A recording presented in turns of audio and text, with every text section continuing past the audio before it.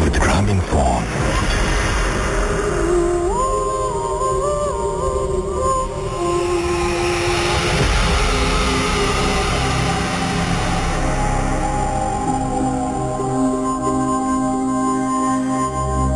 শুনছেন সবসময় radio 48.0 FM। আমি রাসেল আছি, সাথে আমার সাথে রয়েছে মাসুম ভাই এবং আজকে অতিথিরা।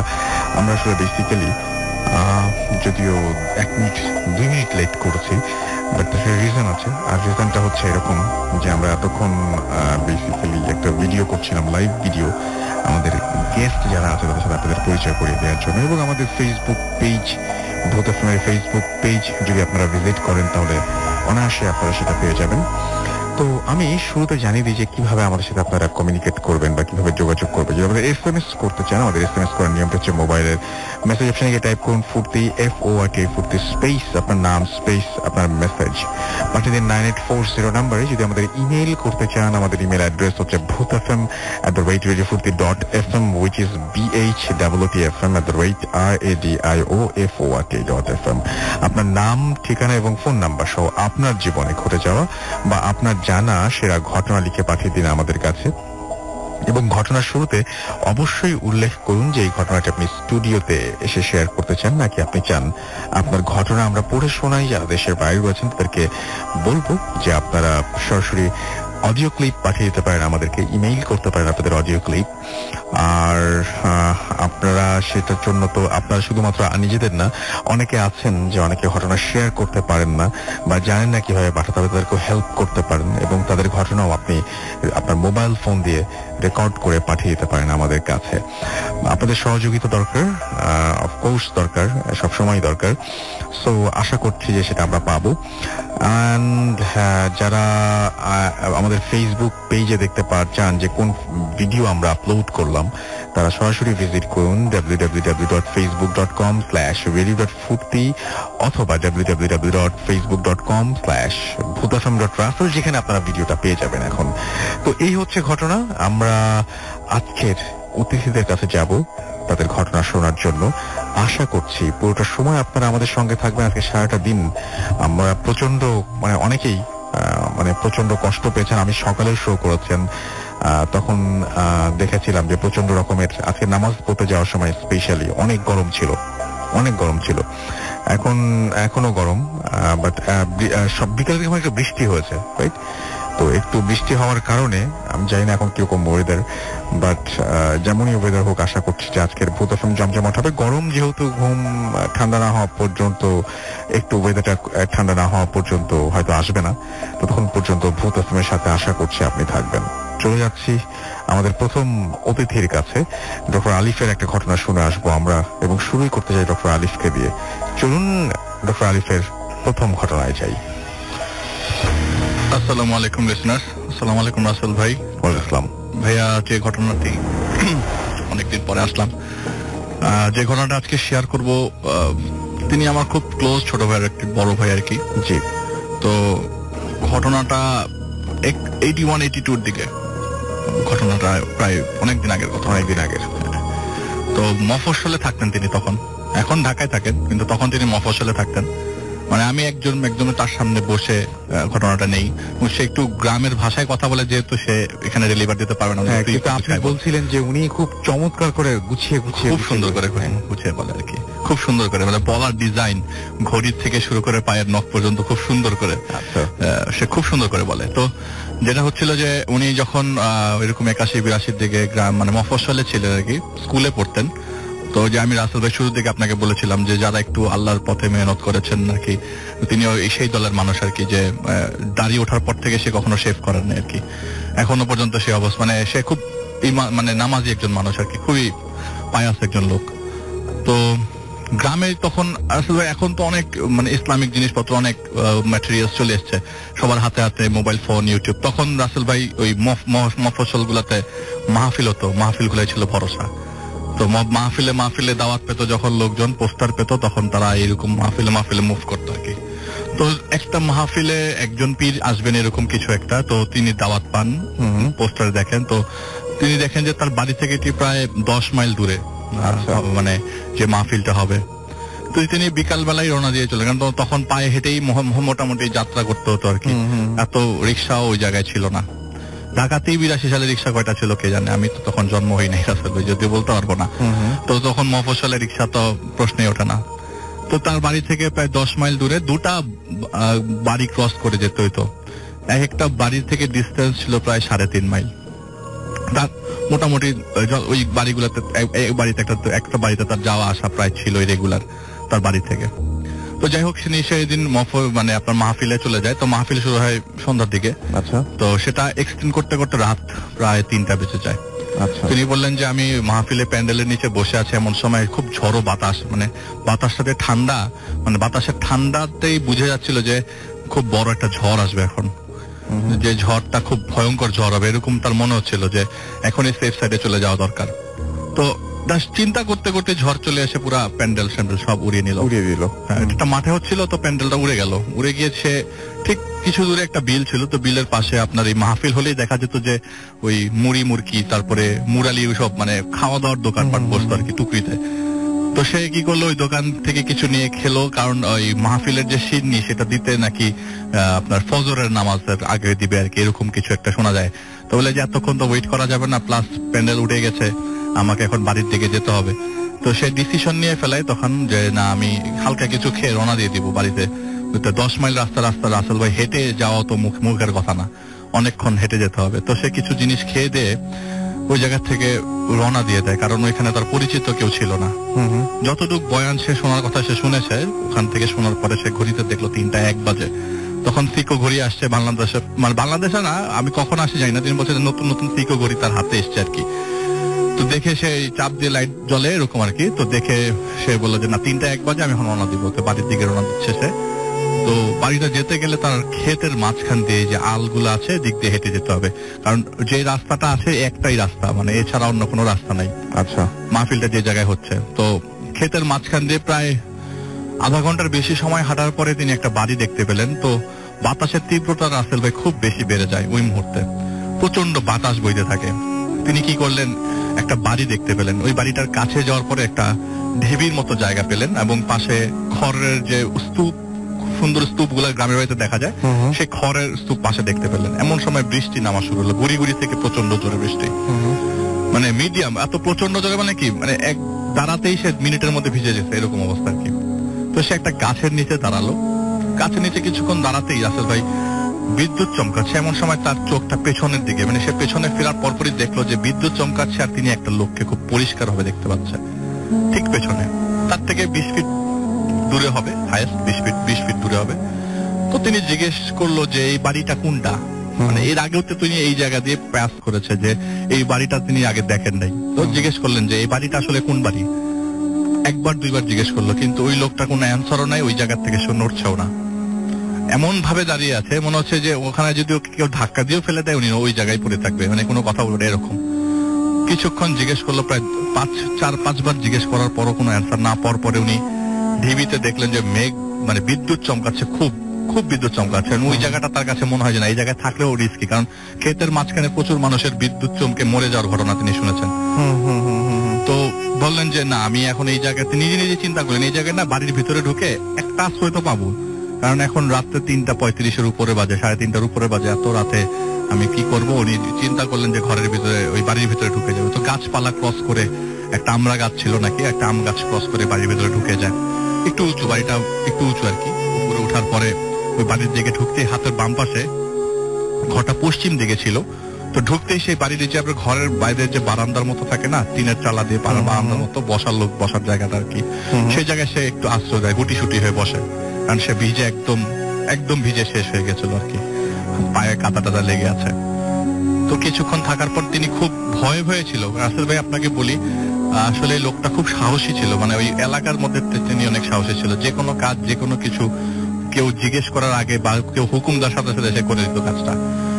তো সেই মানুষ এখানে যে ভয় পাচ্ছে, যে আসলে কি নাকি জিজ্ঞেস করবে, কি নাকি মানুষ মনে করে এই জায়গায় চুপচাপ বসে থাকি, যদি জিজ্ঞেস করে তাহলে বলবো যে আমি অমুক বাড়ির লোক, মাহফিলে আসছিলাম, বৃষ্টির কারণে এখানে আশ্রয় নিয়েছি। কেমন চোরের মতো লাগছে তার নিজেকে। এমন সময় তিনি দেখলেন যে দরজাটা বাতাসে বাড়ি খাচ্ছে, যে ঘরের মধ্যে সে বসে আশ্রয় নিলেন সেই জায়গায় ঘরের দরজাটা বাতাসে বাড়ি খাচ্ছে। একটা ফাঁকে ওই বাতাসে বাড়ি খাওয়ার পর বাড়ি খাওয়ার সাথে সাথে যে হালকা ফাঁকা দেখা যাচ্ছিল, তাতে দেখা যাচ্ছে একটা কপি ভেতরে জ্বলছে। কি জানি মনে করে তিনি ঘরের ভেতরে ঢুকলেন, ঘরের দরজাটা মানে আস্তে করে খুললেন। চাচ্ছিলেন যে যেহেতু ঘরের দরজা বাড়ি খাচ্ছে, হয়তোবা ঘরের কেউ নাই অথবা কেউ আছে জানেন না, তাকে জানানো দরকার বা জাগানো দরকার বা কিছু একটা বলা দরকার। দরজা খুলতেই দেখলেন একটা বডি বেডের উপরে পড়া, একটা চোখের উপরে একটা বডি পড়া, পটকা গন্ধ, এবং বডিটার অর্ধেক আপনার পচে গেছে আর অর্ধেকটা পচে নাই, এরকম একটা বডি দেখা যাচ্ছে এবং হা করে আছে। মনে হচ্ছে যে এটা মানে এটা মৃত বডিটা তো বুঝাই যাচ্ছে। এইটা দেখার পর রাসেল ভাই উনি ওই জায়গায় আর এক মিনিটও দাঁড়া থাকতে পারেনি। এত বাতাসের মধ্যে কপিটা নিভে নেয় আর ডেড বডিটা পড়ে আছে। সে এক দৌড়ে বাড়ির যায়, বাড়ির আশেপাশে যে ঘরগুলা ছিল সবগুলাতে ঘরে নক করে। একটা ঘরে তালা পায়, বাকি সবগুলা ঘরের দরজা খোলা থাকে, কিন্তু একটা বান্দাও ঘরের ভেতরে পায় না। যে তাহলে পুরা বাড়িটা খালি আর এখানে একটা ডেড বডি পড়ে আছে। তিনি ঘর থেকে ওই বাড়ির থেকেই বেরিয়ে আসেন, যে ঢিবিতে আশ্রয় নিয়েছিল সেই ঢিবির দিকে আবার ব্যাক করেন। আচ্ছা, ব্যাক করার পরে তিনি দেখলেন দূরে যে মানুষটা একটু আগে বিদ্যুৎ চমকা ছিল দেখতে পাচ্ছিলেন, সেই মানুষটা ওখানে দাঁড়িয়ে আছে। ওনাকে আবার জিজ্ঞেস করলো যে কি ভাই, এটা কোন বাড়ি? ভেতরে একটা মানুষ পড়ে আছে, ভেতরে একটা ডেড বডি পড়ে আছে, কিন্তু ওই লোকটা থেকে কোনো ধরনের সাউন্ড পেলেন না আর কি। হাতের ডান দিকে হঠাৎ করে বাচ্চা খেলছে, এরকম একটা শব্দ আসতে থাকলো। বাচ্চারা খেলছে, বাচ্চাদের সাউন্ড কোথা থেকে আসলো? অবাক দৃষ্টি। তখন সে খুব মানে কান্নারত অবস্থা জিজ্ঞেস করতে, এটা কোন বাড়ি, এটা কার বাড়ি, এটা কোন জায়গা? এটা জিজ্ঞেস করতে ওইখান থেকে একটা বাচ্চাদের ভয়েস আসে তার দিকে যে জানি না। এইটা শোনার পর উনি কি করে যে আর যাই হোক বৃষ্টিতে ভিজি, আর যাই হোক আমি একটা দৌড় দিব। ক্ষেতের আইল দিয়ে রাসেল ভাই খুব দৌড়ানো খুব কষ্ট হচ্ছে। কোন আইলের দিয়ে কতটুকু দৌড়ানো যায়, কষ্ট করে দৌড়াইতে পারে। তারপর বৃষ্টি পড়ছে, আইলগুলো তো আপনার পুরো কাদায় হয়ে আছে, মানে পিছলা। তারপরে তিনি যতটুকু পারলেন দৌড়ে গেলেন। বলে যে এই বাড়ির থেকে আরো 3 মাইল পর আর একটা বাড়ি আছে, ওই বাড়িতে আবার তার যাওয়া আসা ছিল রেগুলার। ওই বাড়িটার নাম হচ্ছে পাটোয়ারি বাড়ি। তো সে ওই দিকেই মুখ করে, ওই পাটোয়ারি বাড়ির দিকেই মুখ করে সে দৌড় দিল আর কি। প্রায় মনে হচ্ছিল যে 1 মাইল দূর আমি হেঁটে ফেলেছি, মানে দৌড়ালাম। এখন হাঁটা শুরু করলাম, পিছনে বাড়িটা রেখে আসছি। আমি দেখলাম সামনে এই বাড়িটা পাটোয়ারি বাড়ি, আমি চিনে গেছি। মানে সে বলছে যে আমি অনেক দূর সামনে চলে আসছি, এখন আর আমার কোনো রিস্ক নাই। আমি দৌড়াই গিয়া ওই পাটোয়ারি বাড়িতে এক পরিচিত লোক ছিল আর কি, সেই পরিচিত লোকের সাথে দেখা করবে, ঘরে ঢুকবে। তো সে বাড়ির ভিতরে ঢোকার পরে সেই স্ট্রাকচার রাসেল ভাই, একটু আগে যে বাড়িতে সে ঢুকেছিল একই স্ট্রাকচার, সেম স্ট্রাকচার। সে ঘুরে ওই জায়গায় আবার আসছে। আসার পরে সে সেই ঘরটাতেই ঢুকলো, মানে সেই ঘরের সামনেই আসলো যে ঘরের সামনে একটু আগে সে আশ্রয় নিয়েছিল। চলে আরে হ্যাঁ হ্যাঁ, আমি তো এত দূর দৌড়ে আসলাম, আমি কি আবারও একই জায়গায় আসলাম? এটা কিভাবে সম্ভব? আমি তো ওই বাড়ি রেখে সামনের দিকে দৌড় দিছি, আমি আবার এখানে কিভাবে আসলাম? তার কাছে খুব অবাক লাগতে থাকলো। এবং সবচেয়ে বেশি অবাক লাগার সাথে সাথে সে এত দোয়া পড়ছে, এত সূরা পড়ছে, কিন্তু কোনো কিছুতেই তার এই ভয়টা যাচ্ছে না, কোনো কিছুতেই কোনো কিছু চেঞ্জ হচ্ছে না। এমন হতে পারতো দোয়া পড়ছে সে অজ্ঞান হয়ে গেল, এমন হতে পারতো কোনো বিপদ আসছিল সরে যাচ্ছে বা কিছু। তার কাছে কোনো বিপদও আসছে না, কিন্তু এমন অবস্থা যে তিনি এটা থেকে মানে মুভও করতে পারছে না, সরতেও পারছে না। সেই ঘরের মধ্যে আবার ঢুকলো। সে চেক করার জন্য ঢুকলো যে এটা কি সে একই ঘর কিনা। সে ঘরে ঢুকলো, দেখলো যে এবার সেই ডেড বডিটাই মানে চৌকির উপর পড়ে আছে, কিন্তু পুরো ডেড বডিটা কাপড়ে মুড়ানো। আর যে বডিটার মাথাটা খালি বের হয়ে আছে, কাফনের মানে লাশের মতো দেখা যাচ্ছে, খালি মাথাটা বের হয়ে আছে। আর ওই কপির আলোতে দেখা গেল যে লোকটার চোখ বন্ধ, কিন্তু উনি বিড় করে একটা কথা বলছে। কথাটা এরকম যে ভাই আমাকে একটু কবরটা দিয়ে যান, আমার এখানে খুব খারাপ লাগছে, আপনি কবর না দিয়ে যায় না। এই কথাটা শোনার পর উনি ওই জায়গা থেকে একদম হুড়মুড় করে বের হয়ে যায়। এই হুড়মুড় করে বেরোতে তার বের হওয়ার পর 2-3 বার কাদায় পিছলিয়ে পড়েন। সে আবার সেই ঢিবির কাছে যান, সেই ঢিবির কাছে যে একই জায়গায় একই বাড়িতে আবার ফেরত এসেছেন। এবং সেই যে বিদ্যুৎ চমকাচ্ছে, রাসেল ভাই আমি আপনাকে বলি, সেই লোকটা আবার ওই জায়গায় দাঁড়িয়ে, সে ওই অবস্থায় দাঁড়িয়ে আছে যেই জায়গায় যে অবস্থায় ছিল। এই অন্ধকারের ভিতরে, এই বৃষ্টিচ্ছন্ন দিনে, মানে রাতের বেলা তার এই জিনিসগুলো সে ফেস করছে। এমন সময় লোকটাকে জিজ্ঞেস করলো, আমি কোন বাড়িতে আসছি, আমি কিভাবে মুক্তি পাবো, কিছু একটা বলেন, আপনি তো কিছু বলতেছেন না। তখন ওই লোকটা বললো যে আপনি কবর দেওয়া ছাড়া যেতে পারবেন না এই বাড়ি থেকে, কবরটা দিয়ে তারপরে চলে যান। তারপরে সে ঘরে গেল। ওই ডেড বডিটা, তখন আমি একটু জিনিস স্কিপ করে গেছি, ডেড বডিটা তখন বলেছিল যে কবরটা দিবেন আপনি আমার ঘরের পেছনে, একটা লাঙ্গল রাখা আছে, সেই লাঙ্গলের সাথে একটা কোদাল বাঁধা আছে, কোনো মতে আমাকে মাটিটা দিয়ে যান। এটা সে বারবার বিড়বিড় করে বলছিল, কোনো মতে আমাকে মাটি দিয়ে যান। তো উনি বললো যে এই বৃষ্টির মধ্যে আমি কবর কিভাবে খুঁড়বো। তো যখন তিনি ঘরের পেছনে কবর খুঁড়তে গেল, বলে যে আমি কোনো মতে সাহস নিয়ে কবর খুঁড়ছি, এবং কবরটা অটোমেটিক খুব সুন্দর করে মাটি উঠে আসতেছে, এবং যে মাটিগুলা পড়তেছে এখানে পানি পর্যন্ত জমতেছে না, এত সুন্দর করে হচ্ছে। গাছের নিচে কবর। আমি মোটামুটি কোনো মতে কবরটা খুঁড়ে ওনাকে হাতে নিই, ডেড বডিটা হাতে নিই। এত হালকা ডেড বডি আমি কখনো, মানে আমি কিভাবে ধরতেছি আমি নিজেও জানি না। একটু আগে দেখলাম এই ডেড বডির উপরে কোনো কাপড় নাই, এখন দেখলাম একটা কাফনের কাপড় চলে আসছে। আমি গিয়ে কোনো মতে ডেড বডিটাকে কবরের ভেতরে কবরস্থ করি। কোনো মতে মাটি চাপাতে আমি বের হয়ে এসে ক্ষেতের মাঝখানে পড়ে যাই। এরপর আমার আর কিছু মনে নাই, এতটুকু আমার মনে আছে। সকালবেলা যখন ঘুম থেকে ঘুম ভাঙে, কয়টা বাজে সেটা আমি খেয়াল করি নাই। ওই ক্ষেতের মাঝখানে গত রাতের বৃষ্টির কারণে ক্ষেতের মধ্যে প্রচুর পানি জমেছিল রাসেল ভাই। তো পানিগুলো আপনার যাদের ক্ষেত তারা মনে হয় পানিটা বের করছে আর কি, আইলের পাশ দিয়ে মাঝখান দিয়ে ক্যানেল করা। তো পানিগুলা বের করছে, পানি বের করার জন্য আস্তে করে মাটি কেটে দিচ্ছে যাতে পানিটা বের হয়ে যায়। তো ওই একটা লোক বলছে, কি ব্যাপার হয়ে রাত্রেবেলা কি মদ খাইছিলেন কিনা যে আপনি এরকম ভাবে পড়েছিলেন। তো সে কোনো মতে উঠে মাথা ঘোরাতে থাকে, তার শরীর প্রচন্ড জ্বর এসে যায়। সে জিজ্ঞেস করতে থাকে এখানে যে বাড়িটা ছিল বাড়িটা কই। উনি ওই বাড়ির থেকে কাছেই একটা ক্ষেতের মাঝখানে অজ্ঞান হয়ে পড়ে। বলে যে কোন বাড়ি, এখানে তো কোনো বাড়ি নেই। মানে বলে যে তাহলে পাটোয়ারি বাড়িটা কত দূরে। বলে পাটোয়ারি বাড়ি থেকে 2.5 মাইল দূরে। তিনি যেখানে আছে সেখান থেকে 2.5 মাইল দূরে যে বাড়িটার কথা তিনি বলছিলেন, যে বাড়িটার উদ্দেশ্যে তিনি রাতে রওনা দিয়েছিলেন। সে যে আবার ব্যাক করবে, যে আমি কবরটা দিল, ওখানে খালি ক্ষেত আর ক্ষেত, অনেক ক্ষেত, ধানের ক্ষেত। তুমি বললো যে তাহলে আমি রাত্রেবেলা কোন বাড়িতে ঢুকলাম। এরপর থেকে তিনি কখনো রাসেল ভাই রাত্রেবেলা মাহফিলে মুভ করতেন না। কিন্তু উনি যেটা বললো যে আমার কাছে যেটা মনে হচ্ছে যে ওই যে ডেড বডিটা পড়েছিল, আমার কাছে মনে হচ্ছে যে লোকটাকে আমি বারবার বিদ্যুৎ চমকানো অবস্থায় দেখেছি, এটা সেই লোকটারই হয়তো বা ডেড বডি। হয়তো উনি চেয়েছেন যে আমার ওখানে কবর হওয়া দরকার, কিন্তু কবর হয়েছে যে কবরটা কোথায়। আমি তো সারাটা বাড়ি, মানে ওই জায়গায় দেখলাম যেখানে নিশ্চিন্ন কোনো বাড়ি ঘর কিচ্ছু নেই। ওই পাটোয়ারি বাড়ি ঠিকই আমি বাড়িতে যাওয়ার পর পেয়েছি, আমাকে একটা লোক এগিয়ে দিয়েছে।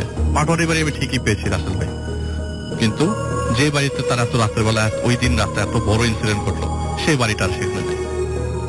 এটাই ছিল রাসেল ভাই ঘটনা। চমৎকার, থ্যাংক ইউ ভেরি মাচ। আমি একটু বলি যে আমাদের যে ভিডিওটা আছে সেই ভিডিওটা আমরা পোস্ট করেছিলাম, বাট এটা আপলোড হয়নি এখনো পর্যন্ত।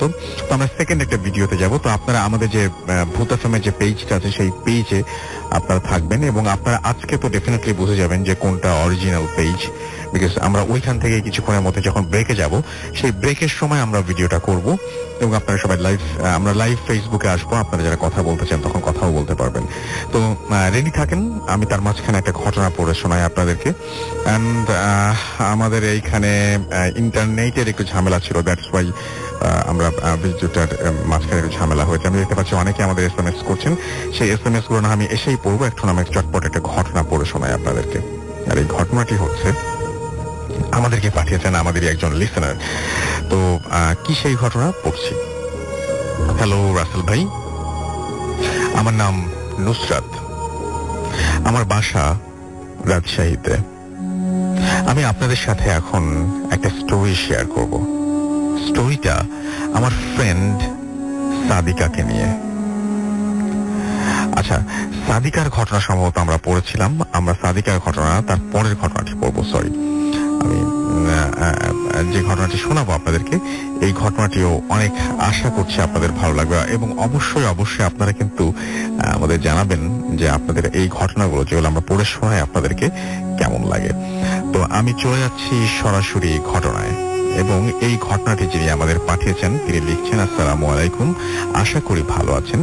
শুরুতেই সরি বলছি বাংলিশে টাইপ করার জন্য, but I had no other option, because আমার যে সফটওয়্যার সেই সফটওয়্যারটা আমার এই পিসিতে সাপোর্ট করছে না, এবং ফর সাম রিজন আমি পাচ্ছি না যে মানে কেন সেটাও I can figure out. So anyway, অনেকদিন থেকেই ভাবছিলাম একটা ঘটনা শেয়ার করব, বাট কিছু প্রবলেমের কারণে I couldn't share. I'm Bond. This is my secret name. Studying in একটা ইউনিভার্সিটির নাম দিয়ে দিয়েছেন, Ahsanullah University of Science and Technology. And now I'm going to share একটা স্টোরি যেটা তার ফ্রেন্ডের, এবং তিনি সেটা বলছেন যে তার ফ্রেন্ড নিষেধ করেছেন তার নামটা বলতে, এবং আশা করি ঘটনাটা সবার ভালো লাগবে। ঘটনাটি ঘটে 2016-র মাঝামাঝি সময়ে ঢাকা সিটির কোনো একটা মেডিকেল কলেজ হসপিটালে আমার ফ্রেন্ডের বাবাকে অ্যাডমিট করা হয়, and he had heart attack.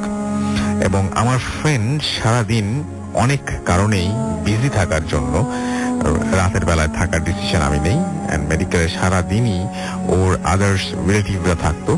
First ডেতে রাতে থাকার ডিসিশন নেয়। সারাদিন বিজি থাকার কারণে ফ্রেন্ডই রাতের বেলায় থাকার ডিসিশন নেয় এবং সারাটা দিন ওদের রিলেটিভরা থাকতো।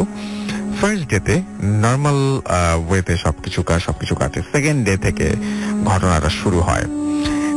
সে তার বাবার জন্য ফিল্টারের পানি আনতে ওয়ার্ডের বাইরে যায়, এন্ড যেখানে পানি পাওয়া যাবে সেখানে গিয়ে একটা মেয়ের সাথে দেখা হয়। তার মেয়েটা কিছুটা ডিস্টার্ব ছিল, যা দেখে বুঝে ফেলেছে সে ফুললি আনকনসিয়াস মাইন্ডে ছিল মেয়েটা।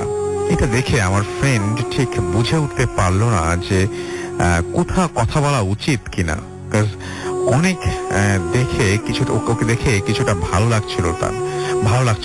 লেগেছিল তার। আচ্ছা, স্পেলিং এ অনেক ঝামেলা আছে ভাইয়া, এরপর থেকে একটু কেয়ারফুলি লিখবেন। সে ভেবে চিনতে ঠিক করে ফেলার আগেই মেয়েটি পানি নিয়ে চলে যায় ওখান থেকে। এরপর আর কিছু না ভেবে আমার ফ্রেন্ডও পানি নিয়ে রুমে চলে আসে। আসল ঘটনার সূত্রপাত এখানেই। সেই রাতে আমার ফ্রেন্ড স্বপ্নে দেখে সে মেয়েটাকে, এবং সে দেখে অনেক বড় একটা মাঠের মাঝখানে সেই মেয়েটা দাঁড়িয়ে আছে এবং ইশারা দিয়ে আমার ফ্রেন্ডকে ডাকছে। হঠাৎ তার ঘুম ভেঙে যায়, বাট জিনিসটা সেরকম সিরিয়াসলি ভাবে সে নেয় না। ও ভাবে যে হঠাৎ একটা মেয়েকে দেখছে বলে মেবি এরকম হচ্ছে, এন্ড তার ওপরে আবার বাবার এই কন্ডিশন ছিল। নেক্সট মর্নিং এ সে ইউনিভার্সিটিতে যায় এবং তার অ্যাজ ইউজুয়াল রেগুলার অ্যাক্টিভিটিস শেষ করে সন্ধ্যায় এগেইন মেডিকেলে যায়। সে স্টেয়ার দিয়ে অর্থাৎ সিঁড়ি দিয়ে উপরে উঠছিল এবং সেলফোনে সে কথা বলছিল। সাডেনলি সে দেখে যে একজনের সাথে তার দেখা হয়, এবং তাকে দেখেই সে বুঝতে পারে যে লাস্ট ডেতে সেই মেয়েটাই, অর্থাৎ লাস্ট নাইটে সেই মেয়েটাই ছিল সেখানে, এবং সেই মেয়েটাকে সে আবারও দেখছে। হঠাৎ করে এভাবে সামনে পেয়ে কিছুটা হিমশিম খেয়ে গিয়েছিল। সে কি করবে ঠিক বুঝে উঠতে পারছিল না। কিছু বলে ওঠার আগেই মেয়েটা সরি বলে পাশ কাটিয়ে চলে যায়। এরপর আর কোনো উপায় না দেখে আমার ফ্রেন্ডও চলে যায় তার বাবার কেবিনে। সেদিন আর কিছু ঘটেনি ওর সাথে। থার্ড ডেতে যখন সে মেডিকেলে যায়, তখন যেতে যেতেই সে ভেবে নেয় যে সেদিন যদি ওই মেয়েটার সাথে দেখা হয় দেন সে ডিরেক্টলি কথা বলবে তার সাথে। কেবিনে গিয়ে তার বাবার সাথে কয়েকটা কথা বলার পর সে তার বাবার কয়েকজন ফ্রেন্ড আসলো এবং তাকে দেখতে। তো আমার ফ্রেন্ড তাদেরকে কেবিনে রেখে বের হয়ে আসে, এবং কোথায় যাবে ভেবে পায় না, এবং না ভেবে পেয়ে এক সময় সে কোনো একটা ভাবে ছাদে চলে যায়। টাইমটা ছিল তখন মোরালেস 6:30 থেকে 7টা, গরমের সময়, সামারের টাইম, এবং সেই কারণে তখনও ফুললি ডার্ক হয়ে যায়নি চারপাশে। ছাদে গিয়ে এদিক ওদিক হাঁটাহাঁটি করার এক পর্যায়ে সে দেখতে পায় এক কোনায় ওই মেয়েটা দাঁড়িয়ে আছে। সে সামনে গিয়ে কথা বলতে যাবে, তখনই মেয়েটা সরি বলে আবারও আগের দিনের মতোই সে ধাক্কা খাবার জন্য সরি বলে, এবং এই ভাবেই তাদের কথা বলা স্টার্ট হয়। এভাবে করে ওদের রেগুলার মেডিকেলে মিট করতো তারা, এবং অনেক তাদের মধ্যে কথা হতো, গল্প হতো। খুব কম টাইমেই ওরা খুব ভালো ফ্রেন্ড হয়ে যায়। বাট মোস্ট ইন্টারেস্টিং যে পার্টটা, সেটা হচ্ছে যে মেয়েটার নাম্বার আমার ফ্রেন্ডের কাছে ছিল না, অ্যান্ড মেয়েটা আমার ফ্রেন্ডকে বলেছিল যে সে কোনো সেলফোন ইউজ করে না। ও আরো বলেছিল যে এই মেডিকেল কলেজেই সে স্টাডি করে, বাট কোন ইয়ারে সেটা বলেনি। এমনকি ওই মেয়েটার সাথে আমার ফ্রেন্ডের ফুল ডে কোন রকম কমিউনিকেশন হতো না, বিকজ আগেই বলে দিয়েছি যে ফুল ডে আমার কলিগ স্টাডিতে বিজি থাকতো, দ্যাটস ওয়াই সে সন্ধ্যার আগে ফ্রি হয়ে যেত। অ্যান্ড আমার ফ্রেন্ড এই ব্যাপারটা তাকে কোনোদিন কোনো প্রেশারও দেয়নি। তো এইভাবে করে কয়েকদিন যাবার পরে সে রিয়েলাইজ করতে পারে যে সে ওই মেয়েটাকে পছন্দ করতে শুরু করেছে। অ্যান্ড তাকে জিজ্ঞেস করে, এবং সে আমাকে জিজ্ঞেস করে যে তার কি করা উচিত। আমি ওকে সাজেস্ট করি যে এই কথা বলে দেওয়ার জন্য। সো সে ডিসাইড করে যে সে ওই দিনই মেডিকেল কলেজে গিয়ে যখন ওর সাথে দেখা হবে তখন সে বলে দেবে যে সে তাকে লাইক করে। যেই ভাবা সেই কাজ, সেদিন মেডিকেলে যায় এবং ওদের মিট হতো যেগুলার ছাদের ওই প্লেসটাতেই, এবং ঠিক 6:45 সেদিনও মেডিকেলে রিচ করে 6টা দিকে, এবং সে ভাবতে থাকে যে কিভাবে করে কথাগুলো সে গুছিয়ে বলবে ওকে। এরই মাঝে ডক্টর এসে জানায় যে তার বাবাকে নেক্সট মর্নিং এ রিলিজ করে দেয়া হবে। সো এটা নিয়ে সে একটু টেনসড হয়ে পড়ে, ওই মেয়েটার সাথে তার সন্ধ্যা ছাড়া দেখা হয় না। এন্ড আজ যদি ওকে সবকিছু বলে দিতে না পারে, দেন কাল থেকে আর কোনো কন্ট্যাক্ট করা পসিবল হবে না। সো 6:45 জন্য ওয়েট না করেই ছাদে চলে গেল সে, এবং ছাদে চলে গেল, এবং সে ওখানে তাকে পেলো না। ভাবলো হয়তো ক্লাসে আছে, এটা ভেবে ক্লাসরুমের দিকে গেল ওকে খোঁজার জন্য। এই ফার্স্ট সে ক্লাসের ফ্লোরে আসলো। কয়েকটা রুম, কয়েকজন স্টুডেন্ট এবং থাকলেও ম্যাক্সিমাম রুমই লক করা ছিল, বিকজ ক্লাসগুলো তখন শেষ হয়ে যেত এবং 5টার মধ্যেই সেটা শেষ হয়ে যেত। আর একটু সামনে এগিয়েই এক জায়গায় দেখে কয়েকজন স্টুডেন্ট মিলে এক জায়গায় সার্কেল হয়ে দাঁড়িয়ে থেকে কি যেন দেখছে। ও ইন্টারেস্টেড হয়ে যায় এবং সে সামনে এগিয়ে যায়। কিছুটা এগিয়ে যেতেই সে বুঝতে পারে যে কেউ একজন মারা গেছে এন্ড সবাই তাকে দেখছে। যদিও মেডিকেলে মারা যাওয়া ব্যাপারটা খুবই ন্যাচারাল, তবুও ও একজনকে জিজ্ঞেস করলো যে কে মারা গেছে। ছেলেটি রিপ্লাই করলো, সে ছেলেটি জানালো যে ওদের এক ক্লাসমেট মারা গেছে। মারা যাওয়ার কারণ জানতে চাইলে সে বলল যে আজ থেকে কয়েকদিন আগে ওর একটা রোড অ্যাক্সিডেন্ট হয়, এন্ড সেদিন থেকেই ও এখানে আইসিইউতে লাইফ সাপোর্টে ছিল, এন্ড আজ কিছুক্ষণ আগে মারা গেছে। কথাটা শুনে খারাপই লাগলো আমার ফ্রেন্ডের, বিকজ ওখানে সবাই ওকে মানে দেখলো যে ওখানে কাজ ছিল, তো ও দেখতে চাইলো ডেড বডিটা। এন্ড ওখানে একজন তাকে সামনে নিয়ে গেল। মুখের কাপড়টা সরানো ছিল, ওর ফেসটা অনেকটাই ফেড হয়ে গিয়েছিল, যা দেখে একটু অন্যরকম ফিল হচ্ছিল, বিকজ এই ফেসটা কিছুটা ওই মেয়েটার মতো ছিল যাকে ও পছন্দ করতো। ও ভাবলো এক্সট্রা টেনশন করার জন্য মেবি এরকম মনে হচ্ছে ওর। এই কারণটা সে মেয়ের সাথেও লাস্ট কয়েকদিন রেগুলার অনেকটা টাইম সে স্পেন্ড করেছে, গল্প করেছে। দেন সে কিভাবে আইসিইউতে থাকতে পারে for the last few days সে নাকি আইসিইউতে ছিল। যাই হোক, ওর কিছুটা ভাবতে না পেরে, ওর এর বেশি কিছু ভাবতে না পেরে ছাদে চলে যায় এন্ড ভাবে যে 6:45 ওই মেয়েটা ঠিকই ছাদে আসবে। জাস্ট 6:45 পাশে এসে দাঁড়ালো ওই মেয়েটা। আমার ফ্রেন্ড অনেক হ্যাপি হয়ে গিয়েছিল ওকে দেখে, এন্ড সাথে সাথে তার সাথে কথা বলাও শুরু করে দিয়েছিল, এন্ড নিচে যা যা দেখেছিল তার পুরোটাই বলল ওকে। আমার ফ্রেন্ডের কথা শেষ হবার পর মেয়েটা তার দিকে মুখ ফিরিয়ে সামনে তাকালো এবং বলল যে নিচে যা দেখেছো সবই সত্যি। এবং সে জানালো যে তাকে তার ভালো লেগেছে এবং সে বলে সেটা হচ্ছে ভালো থেকেন এন্ড আমাকে মনে রেখেন। এটা বলেই সে সাডেনলি চোখের সামনেই ভ্যানিশ হয়ে যায়।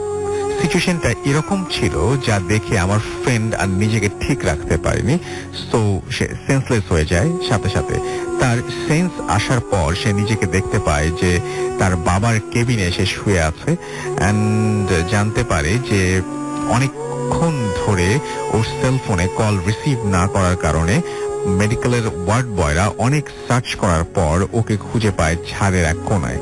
সে অনেকক্ষণ ধরে পুরো ঘটনাটা বোঝার ট্রাই করলো, করার পরেও সবকিছুটা কিছু কেমন যেন ঘোলাটে মনে হচ্ছিল তার কাছে, এবং তার কাছে বেশি সে মানে সো আর বেশি ঘাটায়নি সেই ব্যাপারটা নিয়ে। বাট সেদিনের পর থেকে ও মাঝে মাঝে স্বপ্নে ওই মেয়েটাকে দেখতো, এবং ওই মেয়েটার কাছে এসে মেয়েটা সেই হেসে তাকে বলতো যে আমাকে মনে রাখার জন্য থ্যাঙ্কস। আমার ফ্রেন্ড আমাকে ঘটনাটা বলেছিল, অ্যান্ড এটাও বলেছিল যে সে কোনো এক কারণে এটা নিজেই শেয়ার করতে পারবে না। সো আমি ওর পারমিশন নিয়ে আমি শেয়ার করলাম। থ্যাঙ্কস রাসেল ভাই, এটা আমার শেয়ার করার জন্য। আমার আরো কয়েকটা ঘটনা আছে, সময় পেলে নেক্সট টাইমে আমি লিখে পাঠাবো। অবশ্যই অবশ্যই অবশ্যই খুব চমৎকার একটা ঘটনা, এবং next time please please please বাংলায় লিখবেন। পুরোটা যদি বাংলায় লেখেন তাহলে মানে আই বি রিয়েলি গ্রেটফুল যে আপনি মানে স্পেলিং মিস্টেক হওয়ার সম্ভাবনা কম বাংলায়, অ্যান্ড পড়াও অনেক সুবিধাজনক। পুরোটা বাংলায় লিখলে খুব ভালো হয় সবার জন্যই। Thank you very much. আমরা যেটা করব সেটা হচ্ছে ছোট একটা বিরতিতে চলে যাব, কারণ আমাদের লাইভে যেতে হবে, ফেসবুক লাইভে আমরা বলেছিলাম, অ্যান্ড ফেসবুক লাইভে যে আপনাদের সাথে কথা হবে সেখান থেকে। আপাতত আমরা যেটা করতে পারি সেটা হচ্ছে আপনাদের সাথে একটা ছোট্ট বিরতি নিতে পারি, এবং বিরতির মাঝখানে আবারও জানিয়ে দিই SMS করতে গেলে আমাদেরকে যেটা করতে হবে সেটা হচ্ছে মোবাইলের মেসেজ অপশনে টাইপ করতে হবে ফুর্তি স্পেস আপনার নাম স্পেস আপনার মেসেজ পাঠিয়ে দিতে হবে 9840 নাম্বার। যদি আমাদের ইমেল করতে চান, আমাদের ইমেল অ্যাড্রেস হচ্ছে bhutfm@radiofurti.fm which is bhutfm@radioforti.fm। আপনার নাম, ঠিকানা এবং ফোন নাম্বার সহ আপনার জীবনে ঘটে যাওয়া বা আপনার জানা সেরা ঘটনা লিখে পাঠিয়ে দিন আমাদের কাছে। ঘটনার শুরুতে অবশ্যই উল্লেখ করুন যে ঘটনাটি আপনি স্টুডিওতে এসে শেয়ার করতে চান, নাকি আপনি চান আপনার ঘটনা আমরা পড়ে শোনাই। দেশের বাইরে যারা রয়েছেন তারা সরাসরি অডিও ক্লিপ পাঠিয়ে দিতে পারেন আমাদের কাছে। এন্ড আজকের মতো আমরা যেটা করবো সেটা এখনকার মতো একটা ছোট্ট বিরতিতে চলে যাব, ফিরে আসবো আবারও। স্টে টিউনড রেডিও ফুর্তি এন্ড ডোন্ট স্টপ দ্য ফুর্তি with Gramophone.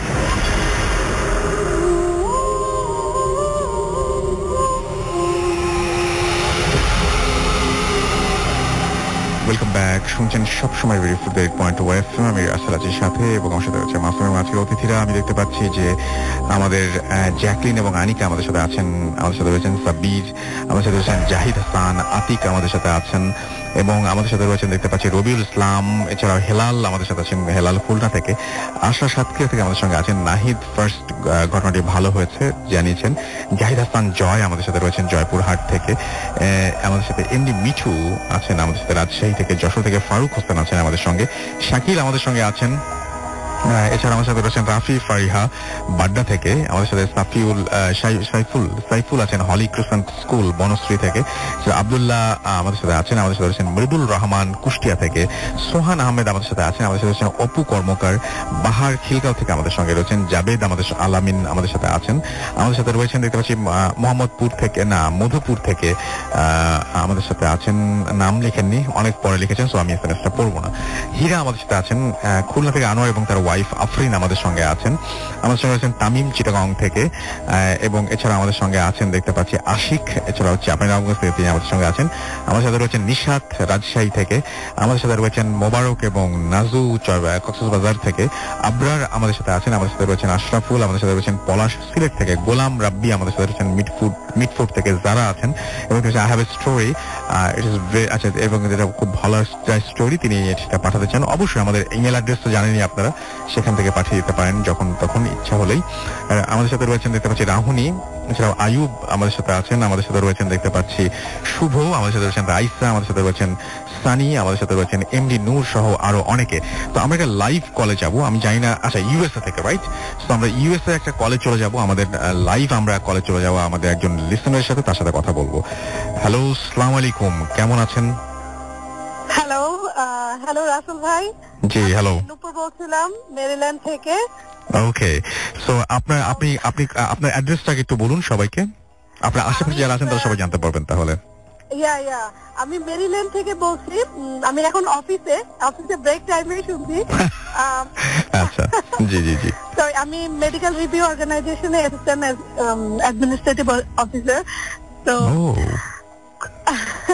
কোনোদিনও মিস হয়নি যে ফ্রাইডেতে আমি ভূত এফএম লাইভ মিস করি। ওকে, দ্যাটস গ্রেট। বাট আমি অপেক্ষা করছি যে আপনি কথা বলছেন অনেক চমৎকার করে, আপনি যেই প্রফেশনে আছেন সেখানে আপনার অনেক ধরনের এক্সপেরিয়েন্স থাকার কথা, তা আপনার ঘটনা আমরা কবে পাবো তা আগে বলেন। আমি অ্যাকচুয়ালি একটা দাদার কাহিনীটা শেয়ার করতে চাচ্ছিলাম, বাট আমি চাচ্ছিলাম যে উনি তো ভিকটিম, উনি আমাদের কাছে খুবই স্পষ্টভাবে হেল্প চাইছে এবং এই জিনিসটা ফেস করতে, বাট আমি চাচ্ছিলাম যে ওই জায়গাটায় গিয়ে আমি কিছু ভিডিও এবং ছবিটা আপলোড তুলে তারপরে আমি লাইভে বা আপনাদের সাথে শেয়ার করবো, ইমেলেই হোক যেভাবেই হোক। আমি চাচ্ছিলাম যে ওই প্লেসটার ছবিটা এবং ভিডিওটা নিয়ে আসার জন্য। প্লিজ কবে পেতে পারি আমরা? অ্যাকচুয়ালি আমি একটু বিজি, দ্যাটস ওয়াই যেতে পারিনি, but definitely I will be send maybe next month. Thank you. তবে আমি একটা কথা বলতে চাচ্ছি, প্লিজ বিলিভ করুন আর নাই করুন, বাট অবশ্যই যার সাথে এই ব্যাপারগুলো প্যারানরমাল কাহিনী ঘটে তারাই ফিল করে যে ব্যাপারটা কেমন। কেউ বিলিভ করুক আর না করুক, বাট জিনিসটা অবশ্যই হয়। আমরা দেখি না দেখে যে জিনিসটা ইনভিজিবল বা বিলিভ করার না, এরকম কোনো ব্যাপার নাই। নূপুর আপু, আপনাকে অনেক অনেক অনেক অনেক ধন্যবাদ। Thank you very much. অনেক ভালো থাকবেন, অনেক ভালো থাকবেন। সবাইকে অনেক অনেক ধন্যবাদ, অনেক অনেক শুভকামনা এই প্রোগ্রামের জন্য। আমার খুবই খুবই খুবই প্রিয়। Thank you so much. Never miss it. Thank you so much. Have a nice day. আমরা কথা বলছিলাম নূপুর ভট্টাচার্যের সাথে এবং তিনি লাঞ্চ টাইমে বা ব্রেকে তিনি বেরিয়ে আসছেন। আমি যতদূর শুনি আমার বন্ধু বান্ধবের কাছে যে ভূত আশ্রম যখন হয় তখন মোটামুটি জুম্মার নামাজ শেষ হয়ে যায়, এরকম সময় ভূত আশ্রম শুরু হয়, মানে আমেরিকার কথা বলছি আমি। তো থ্যাংক ইউ ভেরি মাচ আমাদের সাথে কথা বলার জন্য। আমরা চলে যাব আমাদের পরবর্তী অতিথির কাছে এবং আপনি কিন্তু চাইলে আপনি পৃথিবীর যে প্রান্তেই থাকুন না কেন, মানে আপনি যেখানেই থাকেন, মানে wherever in this world আপনি যেখানেই থাকুন না কেন, আমরা আপনি ভূত আশ্রমের সাথে সামহাউ কানেক্টেড এবং আপনি ইচ্ছে বলা মাত্র আমরা আপনাকে কল করব এবং আপনার সাথে কথা বলবো। তো আমরা চলে যাচ্ছি আমাদের পরের অতিথির কাছে। আপনার নামটা প্লিজ একটু বলবেন এবং তারপরে আপনার ঘটনা শুনবো আমরা। আসসালামু আলাইকুম লিসেনার্স, আমি সাদ্দাম খন্দকার, আমি এসেছি উত্তরা থেকে। জি, আমি লিসেনারদের কাছে একটু সরি বলে নিচ্ছি, বিকজ আমি খুবই সিক, হয়তোবা অনেক কাশি হয়েছে, হয়তোবা ঠিক আছে, আমরা ঘটনায় চলে যাই প্লিজ। ওকে, তো এটা হচ্ছে আমার গ্রামের বাড়িতে, সেটা হচ্ছে রাজবাড়ি বালিয়াকান্দিতে। আমার টিচারের একটা স্টোরি, এটা আমাকে বলেছেন আমার এক ফ্রেন্ড, যার নাম হচ্ছে। তো আমি স্টোরিতে চলে যাচ্ছি। আমার টিচারটা ছিলেন হচ্ছে মানে প্রায় এটা 22 কিংবা 23 বছর আগের স্টোরিটা। তো আমার ওই টিচারটা, উনি তখন মানে খুব বাহিরে চলাফেরার অভ্যাসটা ওনার ছিল। তো উনি রাতে চলাফেরাটা একটু বেশি করতেন। তো প্রতিদিনের মতো উনি সেদিনও যান বালিয়াকান্দি নামক ওই আমাদের ওই বাজারটাতে। তো ওখানে যাবার পর উনি হচ্ছে প্রায় রাত তখন 2টো হবে এরকম একটা টাইমে উনি ব্যাক করেন ওনার ফ্রেন্ডদের সঙ্গে আড্ডা দিয়ে। উনি যখন ব্যাক করেন ওই টাইমটাতে আসলে ওনার গ্রামের ওনার যখন বাড়িতে ফিরতে ঠিক আসতে রাস্তায় একটা শ্মশান পড়ে। ওই শ্মশানে এখনো ওখানে মানুষ পোড়ানো হয়। তো এবং ওখানে প্রতি বছর মেলা হয়। উনি যখন ওই রাস্তা দিয়ে আসছিলেন, হঠাৎ করে শ্মশানের পাশে উনি দেখতে পান যে মেলা হচ্ছে, মানে মেলা আকৃত অনেক লোকজন ওখানে আনন্দ ফুর্তি করছে। তো উনি আসলে নিজের কিউরিসিটা ইয়ে করতে না পেরে উনি ওখানে ঢুকে যান যে দেখি ওখানে কি হয়। তো উনি ভিতরে যান এবং ভিতরে গিয়ে উনি দেখতে পান যে অনেক মানুষ আনন্দ ফুর্তি করছে, অনেক দোকান বসছে। তো উনি আসলে এর মধ্যে ভিতরে গিয়ে ওনার 2-3 জন পরিচিত লোকের সঙ্গে ওনার দেখা হয়ে যায়। উনি ওখানে অনেকক্ষণ আড্ডা টাড্ডা দেবার পর হঠাৎ করে উনি দেখে যে চারিপাশে যত লাইট গুলো ছিল সব বন্ধ হয়ে যায় অটোমেটিক। তো এর মাঝে 2 জন লোক ওনাকে এসে বলে যে তুমি কি এখন যেতে পারবা? তো উনি আসলে ওই টাইমটাতে একটু নার্ভাস হয়ে যায় যে কি ব্যাপার, আমি এতক্ষণ কি মানে কিসের মধ্যে ছিলাম আমি বুঝতে পারলাম না যে এরকম একটা অবস্থা। হঠাৎ করে আমি দেখলাম চারিপাশে কত মানুষজন, আলো জ্বলছে, হঠাৎ করে এরকমটা হয়ে গেল। আসলে একটু ভয় পেয়ে যান। উনি ওই লোককে বলে যে হ্যাঁ আমাকে একটু এগিয়ে দিয়ে আসুন। তো ওই লোকটা ওনাকে নিয়ে এগিয়ে দিয়ে আসতে চায়। তো কিছু দূর যাবার পর ওই লোকটা ওনাকে বলে যে আচ্ছা এখন কি তুমি যেতে পারবা? তো তখন উনি বলে যে না আমাকে আর একটু এগিয়ে দিয়ে আসুন।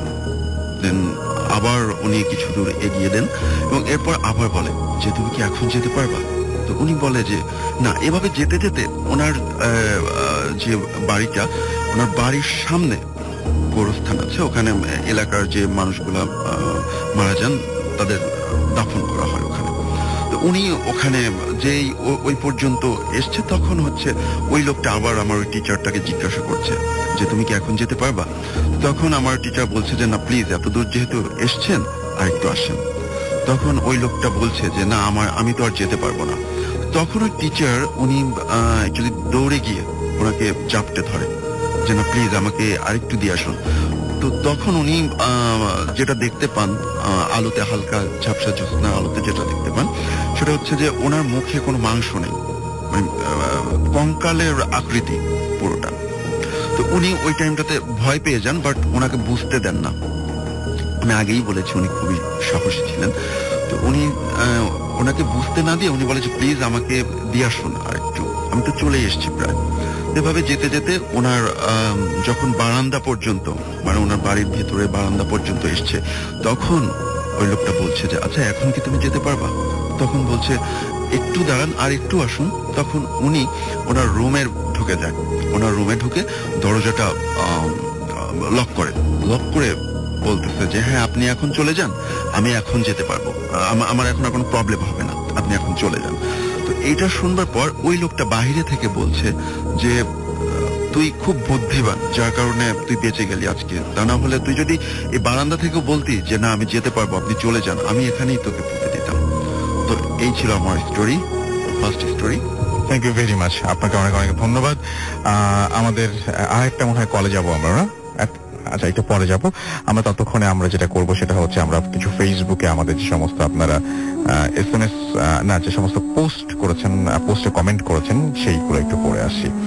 তো আমাদের এইখানে দেখতে পাচ্ছি যে আমাদের ফেসবুকে আপনারা অনেকেই লিখছেন এবং আমাদের সাথে আছেন দেখতে পাচ্ছি রাসেল ভাই, আমি নাসরিন আক্তার নদী, আমার সাথে আব্দুল এম সুমন ফেসবুকে আছেন দেখতে পাচ্ছি, আমাদের সঙ্গে আছেন দেখতে পাচ্ছি এই মুহূর্তে আমাদের সঙ্গে যারা আছেন তাদের মধ্যে আছেন আরো অনেকেই, যেমন এমডি মারুফ লস্কর আমাদের সাথে আছেন এবং আমাদের সঙ্গে আছেন দেখতে পাচ্ছি সাইফুল।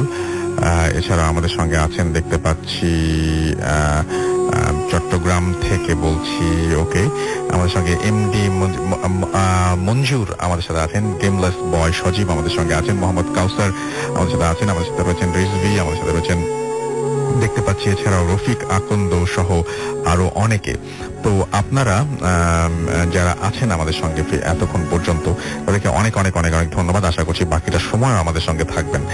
আর এছাড়াও আমাদের ফেসবুকে আরো দেখতে পাচ্ছি আমাদের যে রেডিও ফুর্তি যে পেজ, সেই পেজেও অনেকে আছেন। আমি একটু জানি দিই আমাদের পেজের লিঙ্ক দুটো, একটা হচ্ছে www.facebook.com/radiofurti আর একটা হচ্ছে www.facebook.com/bhutfm.russell। তো আমরা রেডিও ফুর্তি যে পেজটা, সেই পেজে একটু পড়ি।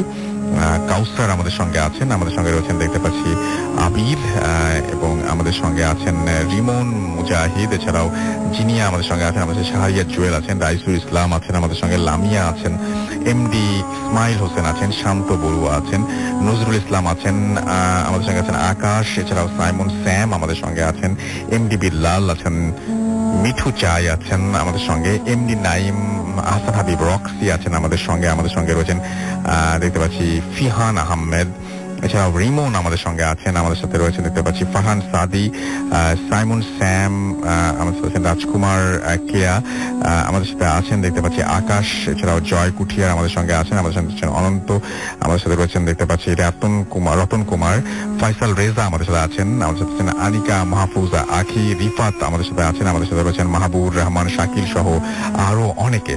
তো আপনি যদি আমাদের সঙ্গে থাকতে চান তাহলে চলে আসুন আমাদের সঙ্গে। এন্ড আমরা যেটা করব সেটা হচ্ছে আমরা এখন এই মুহূর্তে একটা ছোট্ট বিরতিতে যাব এবং বিরতির পরে আবারও ফিরে আসবো। তো ইন দ্য মিন টাইম আমাদের SMS করতে ভুলবেন না। মোবাইলের মেসেজ অপশনে টাইপ করুন ফুর্তি FORTI ফুর্তি স্পেস আপনার নাম স্পেস আপনার মেসেজ পাঠিয়ে দিন 9840 নাম্বার। একটা ছোট্ট বিরতির পরে আবারও ফিরে আসছি। স্টে টিউনড রেডিও ফুর্তি এন্ড ডোন্ট স্টপ দ্য ফুর্তি। ফুর্তি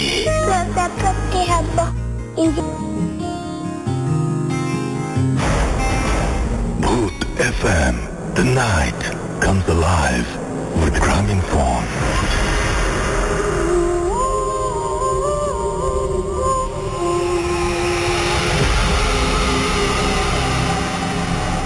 Yes, the night comes alive with Grameenphone. আপনারা নিশ্চয়ই অনেকেই আমাদের যে লাইভ ভিডিওটা সেই ভিডিওটা দেখেছেন এন্ড সেখানে আপনারা দেখতে পেয়েছেন ব্রেকের মাঝখানে এবং অনেকেই জয়েন করেছিলেন। থ্যাংক ইউ ভেরি মাচ আমাদের সাথে থাকার জন্য। তো আমরা এখন যেটা করব সেটা হচ্ছে আমরা পরবর্তী ঘটনায় যাব এবং পরবর্তী ঘটনাটি আমরা শুনবো আপনার ভাইয়ের কাছ থেকে। তো চলুন শুনে আসি পরের ঘটনাটি। আসসালামু আলাইকুম লিসেনার্স, আফনান বলছি, আজিমপুর থেকে আসছি।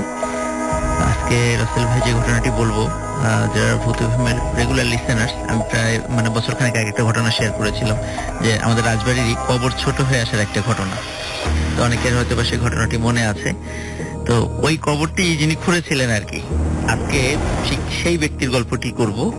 উনি পেশায় একজন কবর খোদক, যাদেরকে আর কি যারা কবর খনন করেন আর কি, উনি ওই পেশাতে লিপ্ত ছিলেন। আমি ওনার ঠিক ওই গল্পটাই ওনার আজকে নিয়ে আসছি। ঘটনাটি খুব বেশি দিন আগের নয়, এটা ঘটনা 2008 সালের ঘটনা আর কি। তো উনি একদিন রাতের বেলা ওনার বাসায় উনি যখন ঘুমিয়েছিলেন, ওনার বাসা আছে রাজবাড়ী জেলার বিনোদপুর নামক জায়গায়, একদম শহরেই আর কি। যারা রাজবাড়ী জেলার বাসিন্দা আছেন তারা এলাকাটা অনেক ভালোভাবেই চেনেন। তো সঙ্গত কারণ ওনার নামটা আমি বলছি না, এমনি আর সবকিছু আমি বলবো। তো রাতের বেলা ওনাকে বাসায় এসে ডাকাডাকি করেন, ওনারই দরজা খুলে দেখেন ওনারই খুব পরিচিত কয়েকজন ডাকাডাকি করছে, বলছে আমার বাসায় আমাদের লোক মারা গেছে, তো আপনাকে কবর খুঁড়তে হবে। তো যেহেতু ওনার পরিচিত লোক উনি দেখছেন, সুতরাং আর না বলতে পারেননি। উনি কবর খোঁড়ার জন্য বাসা থেকে বের হয়ে পড়েন। কিন্তু কবর খোঁড়ার জন্য সাধারণত ওনার সাথে যে কয়েকজন লোক নিয়ে উনি সাধারণত এই কাজটি করে থাকেন। এত রাত্রে তো আসলে ওদেরকে আর পাওয়া যাবে না।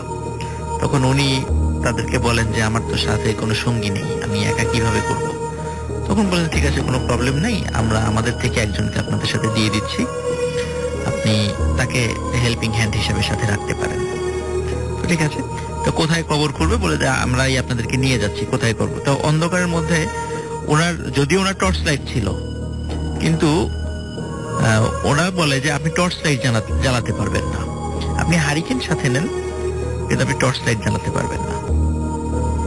আর ওই দিন রাসেল ভাই বেশ ঝড় বৃষ্টি হয়েছিল, যার কারণে ওই ইলেকট্রিসিটিও ছিল না, কিন্তু ওনাকে টর্চ লাইট ব্যবহার করতে ওনারা বারবার বারণ করছিলেন। কেন উনি জানেন না, যদিও টর্চ লাইট সাথে ছিল। তো যাই হোক, উনি বাসা থেকে বের হয়েছেন ওনার কয়েকটা আনুষঙ্গিক জিনিস নিয়ে, যেগুলো লাগে সাধারণত কবর করার সময়। সেটা নিয়ে বাসা থেকে বের হন। বের হওয়ার পরে ওনারাই ওনাকে পথ দেখিয়ে নিয়ে যাচ্ছিল। তো যেই পথ দিয়ে নিয়ে যাচ্ছিল, উনি ঠিক চিনতে পারছিলেন না, যদিও এই এলাকাটা ওনারই, ওনার সবকিছু অলিগলি সবই পরিচিত, কিন্তু ঠিক ওনাকে যে কোন দিক দিয়ে নিয়ে যাচ্ছে উনি বুঝতে পারছিলেন না। তো ওনাকে একটা জায়গায় নিয়ে বলা হয় যে এই জায়গাটাতে আপনি কবর করেন। এখন যেহেতু ওটা ওনাদেরই ফিক্সড করা জায়গা, যদিও জায়গাটা ওনার পছন্দ হচ্ছিল এবং উনি যে কোথায় আছেন এটা উনি বুঝতে পারছিলেন না, এবং উনি ওনার সাথে মোবাইল ফোনটাও নিয়ে আসেন নাই। তো যেহেতু ওনারাই ওটা ফিক্স করেছেন, এই জন্য উনি ওখানে ওনার কবর করা শুরু করে দেন। ওনার সাথে একটা ছেলে থাকে, সেই ছেলেটার ওনার ফেস চেনেন, ওই এলাকারই একটা ছেলে। অদ্ভুত ব্যাপার, ওই ছেলেটাকে বারবার উনি অনেক কথা বলেন, জিজ্ঞাসা করেন, কোনো কাজ করতে বলেন ওখানে ওনার সাহায্যের জন্য। ছেলেটা সেটা করে দেয়, কিন্তু ছেলেটা একটা কথাও ওনার সঙ্গে বলে না। এটা আমার খুব অবাক লাগে যে এতগুলো কথা ওর সাথে আমি বলছি, এখানে আছে, আমাকে আমার একটা কথার উত্তরও দেয় না, যদিও কাজ করে দেয় কিন্তু কোনো উত্তর দেয় না। তো উনি যখন কবর খোঁড়া শুরু করলেন, তো তখন উনি বললেন যে আমি সামনের অংশটা খুঁড়ি, তুমি একটা কাজ করো, তুমি একটু মাপ করে পিছন দিকটা করো। সে ছেলেটা খুব সম্মতি সূচক উত্তর দেয় যে হ্যাঁ সেটা সে করবে। কিছুক্ষণ পর দেখা গেল অল্প সময়ের মধ্যেই যে উনার কাজটা শেষ করে পিছন দিকে তাকিয়েছে, দেখেছে ওই ছেলেটা তার যে কাজটা ছিল অত্যন্ত সুন্দরভাবে কাজটা করে ফেলেছে। এবং অদ্ভুত আরো ব্যাপার যে ছেলেটা কবর তো খুঁড়েছেই, এবং কবরটা নর্মাল যত বড় কবর হওয়া দরকার একজন প্রাপ্তবয়স্ক লোকের, তার থেকেও দ্বিগুণ আকৃতিতে কবরটা খুঁড়ে ফেলেছে। লম্বায় একটা স্বাভাবিক মানুষের থেকে দ্বিগুণ আকৃতির লম্বা হবে সে কবরটা। তখন যে লোকটিকে ডেকে নিয়ে আসছিল আর কি, উনি খুব করে তাকে গালিগালাজ শুরু করলেন যে এত বড় করে কবর কাটলা কেন, এত বড় কি কোনো মানুষ হয় নাকি, এলাকায় তো এত বড় লোক নাই, এত লম্বা লোক নাই, তো তুমি এত বড় করে কবর করলা কেন? তখন ওই ছেলেটিও তার সাথে কথা বলে কয়েকটা কথা। তখন বলে যে আমি যেটা করেছি সেটা ঠিকই করেছি, যাকে এখানে রাখা হবে সে এত বড়ই লম্বা। তখন বারবার উনি কথার পাল্টা মানে প্রতি উত্তর দিচ্ছিলেন।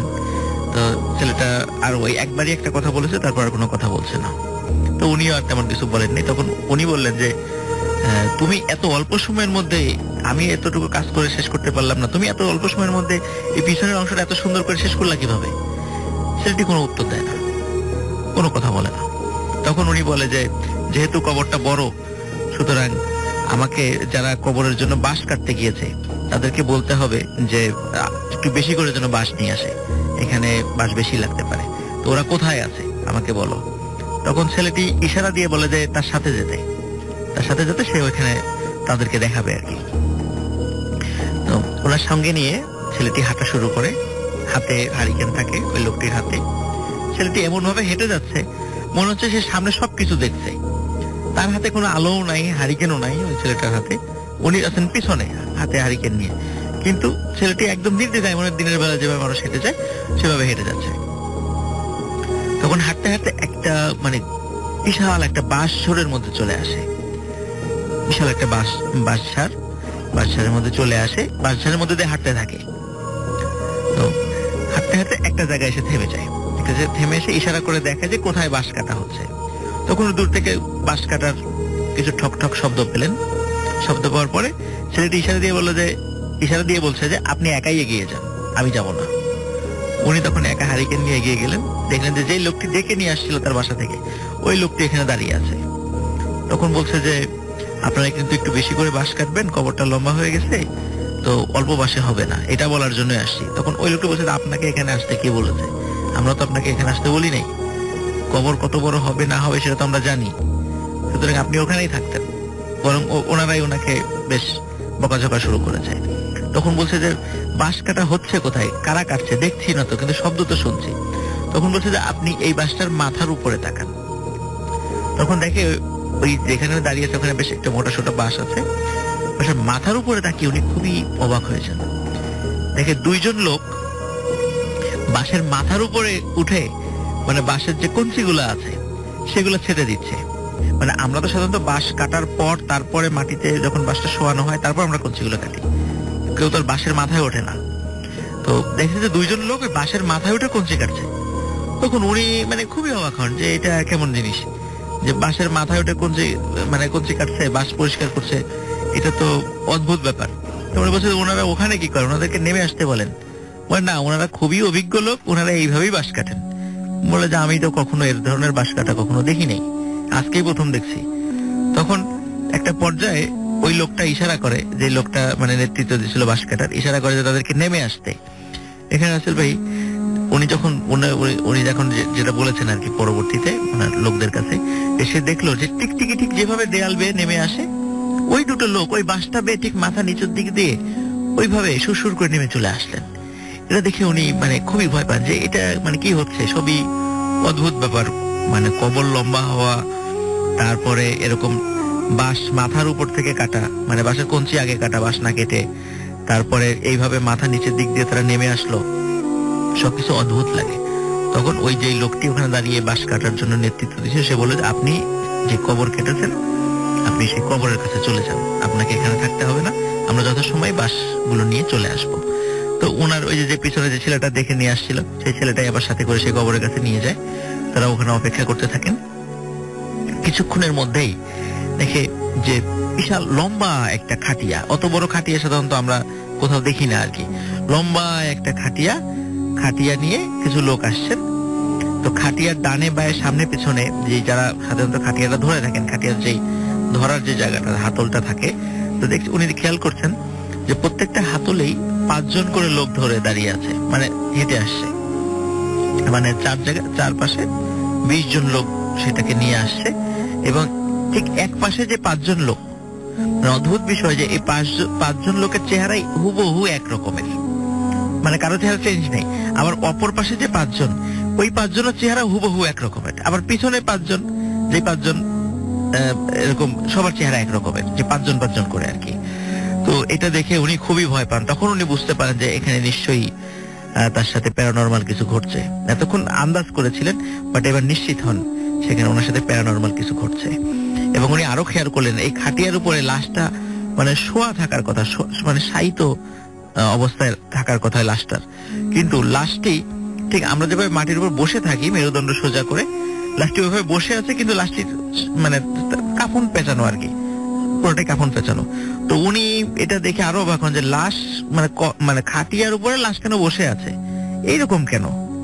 তো এরকম তো উনি কখনো দেখেননি। উনি জীবনে বহু কবর করেছেন, অনেক লাশ নামিয়েছেন কবরে, এই টাইপের লাশ তো উনি কখনো দেখেনি যে লাশ বসে আছে। তো যখন খাটিয়াটা নিয়ে আসা হয় ওনার মুখ দিয়ে আর কোনো কথা বেরোচ্ছিল না রাসেল ভাই, কারণ উনি এই একই টাইপের, সবার চেহারা একই রকম, এরকম দেখে উনি খুবই ভয় পান। তখন ওনার ওই ভয়ের অবস্থা দেখে যেই লোকটা ওনাকে ডেকে নিয়ে আসছিল সেই লোকটা তাকে বলে যে আপনি কবরের মধ্যে নামেন, নেমে আমি আপনাদের হাতে আপনাকে বাঁশ দিব, আপনি বাঁশগুলো আস্তে আস্তে কবরে সেট করবেন। তখন উনি খেয়াল করলেন যে যারা হাতল ধরে নিয়ে আসছিল, মানে ওই খাটিয়াটা বহন করে নিয়ে আসছিল, ওরা 3-4 জন কবরে প্রথমে নামেন।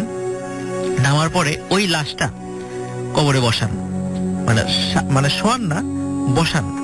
বসার পরে তো উনি যিনি কবর খুঁড়েছেন উনি তো উনি উপরে উঠে আসেন, একটা পর্যায়ে উপরে উঠে আসেন, এবং উনি দেখলেন যে লাশটা নামানোর পরে ঠিক যখন বাঁশ প্রায় মানে দেয়া হয়ে গেছে, মানে অল্প একটু বাকি আছে, দেখলেন যে লাশটা ডানে বায়ে সামনে পিছনে মনে হচ্ছে লাশটা নড়াচড়া করছে। তখন উনি ভয় পেলেন, উনি ভয় পেয়ে মনে করলেন কি কোনো জীবন্ত লোককে এখানে দাফন করা হচ্ছে কিনা, এরকম একটু ভয় পেলেন। তখন ওই লোকটা বললেন যে আপনারা কি কোনো জীবন্ত লোককে দাফন করছেন? বলে না, এখানে কোনো জীবন্ত লোককে দাফন করা হচ্ছে না, উনি মৃত। তখন বলছে মৃত তাহলে বসে আছে কেন? বলছে যে উনি বসা অবস্থায় মৃত্যুবরণ করেছেন এবং ওই অবস্থা থেকে তাকে শোয়ানো যায়নি। এই কথাই উনি জাস্ট বললেন, বলছে ওনাকে এই অবস্থায় দাফন করতে হবে। তো ঠিক আছে, দাফন হয়ে গেল, দাফন শেষ হওয়ার পরে যে লোকটি ডেকে নিয়ে এসেছিলেন ওনাকে বললেন যে আপনি একদম পেছনে গিয়ে দাঁড়ান, এখন দোয়া পড়া হবে এবং আপনি দোয়ার শেষে আপনি আপনার পারিশ্রমিক নিয়ে বাসায় চলে যাবেন। তখন উনি পেছনে দাঁড়িয়ে আছে, ওরা সবাই মানে দোয়া শুরু করেছে। এখন অনেকক্ষণ ধরে একটানা দীর্ঘক্ষণ ধরে দোয়া করছে। এতে তো উনি খুবই বিরক্তি মানে অনুভব করেন যে এতক্ষণ ধরে দোয়ার কি দরকার আছে, একে তো গভীর রাত, তারপর অনেক পরিশ্রম করেছেন, এতক্ষণ ধরে দোয়া করবেন, মানে ওনার কাছে খুবই বিরক্তি মানে লাগছিল আর কি। তো একটা পর্যায়ে উনি আর ধৈর্য ধারণ করতে পারলেন না। উনি চিন্তা করলেন যে আমাকে যে ডেকে নিয়ে আসছে ওনার ওই দোয়া করার অবস্থায় তার কাছে গিয়ে বলবো যে দোয়াটা যেন ওই যে দোয়া করছেন তাকে যেন সংক্ষিপ্ত করতে বলেন, কারণ তাকে বাসায় যেতে হবে। উনি ওই সামনে বাধ্য হয়ে সামনে গিয়ে যখনই বলবেন যে হুজুরকে দোয়া সংক্ষিপ্ত করতে বলেন, তখনই উনি দেখেন যে ওখানে যতগুলো লোক দাঁড়িয়ে আছে প্রত্যেকের চেহারা মানে ভয়ঙ্কর সাপের মতো। এই দৃশ্য দেখার সাথে সাথে উনি সেখানে মানে ফেইন্ট হয়ে যান। সকালবেলা উনি যখন নিজেকে মানে আবিষ্কার করেন, সেই জায়গাটা রাজবাড়ির লোকোশেট নামক একটা স্থান, সেটা এমনিতেও খুবই হন্টেড প্লেস, যারা রাজবাড়িতে আছেন তারা ওই জায়গাটা সম্পর্কে পরিচিত আছেন। তো ওইখানে উনি সকালবেলা নিজেকে আবিষ্কার করেন। পরবর্তীতে স্থানীয় লোকজন তারাও তাকে দেখেছিল। তাড়াতাড়ি তার জ্ঞান ফিরে আসার পরে ওখানে বিশ্রাম নিয়ে পরে উনি বাসায় চলে আসেন। বাসায় চলে আসার পর উনি পরিবারের সব ঘটনা বলেন যে এইভাবে রাতের বেলা আমি বের হয়েছিলাম, এই ঘটনা। তখন যেই লোকটি ডেকে নিয়ে গেছিল রাসেল ভাই, ওনাকে তো উনি চেনেন, তার বাসায় গিয়ে বলে যে রাতের বেলা আমাকে কোথায় নিয়ে গেছিলা? উনি বলে যে কই অবাক কাণ্ড, আমি তো রাতের বেলা আপনাকে ডাকবো কেন, আমি তো বাসায় ছিলাম। বলে কেন, কালকে রাতে তোমার বাসায় কেউ মারা যায়নি? বলে না, আমার বাসাতে কেউ মারা যায়নি।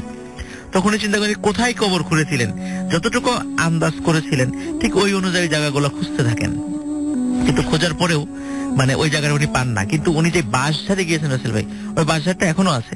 যে রাজবাড়িতে বিনোদপুরের থেকে নূরপুর যাওয়ার সময় একটা বিশাল বাঁশঝাড় পরে একটা মানে ইসের কাছে একটা ইটের ভাটার পাশে, এটা এখনো আছে বাঁশঝাড়টা, যদিও সেটা এখন অনেক কমে গেছে আর কি, বাঁশঝাড় কমে গেছে, এখনো সেটা আছে। তো উনি ওই বাঁশঝাড় তন্ন ওনার দৃঢ় বিশ্বাস ছিল যে রাতের বেলা ওনাকে ওই বাঁশঝাড়ে নিয়ে আসা হয়েছে। তো ওই বাঁশঝাড় তন্ন করে খুঁজে উনি ওইখানে 2টা বাঁশ যেখান থেকে কেটে নেওয়া হয়েছে এই চিহ্ন আবিষ্কার করেছিলেন। তো রাসেল ভাই উনি যে ভয় পেয়েছিলেন, ওই ভয় পাওয়ার পরে উনি আস্তে আস্তে খুব অসুস্থ হতে থাকেন।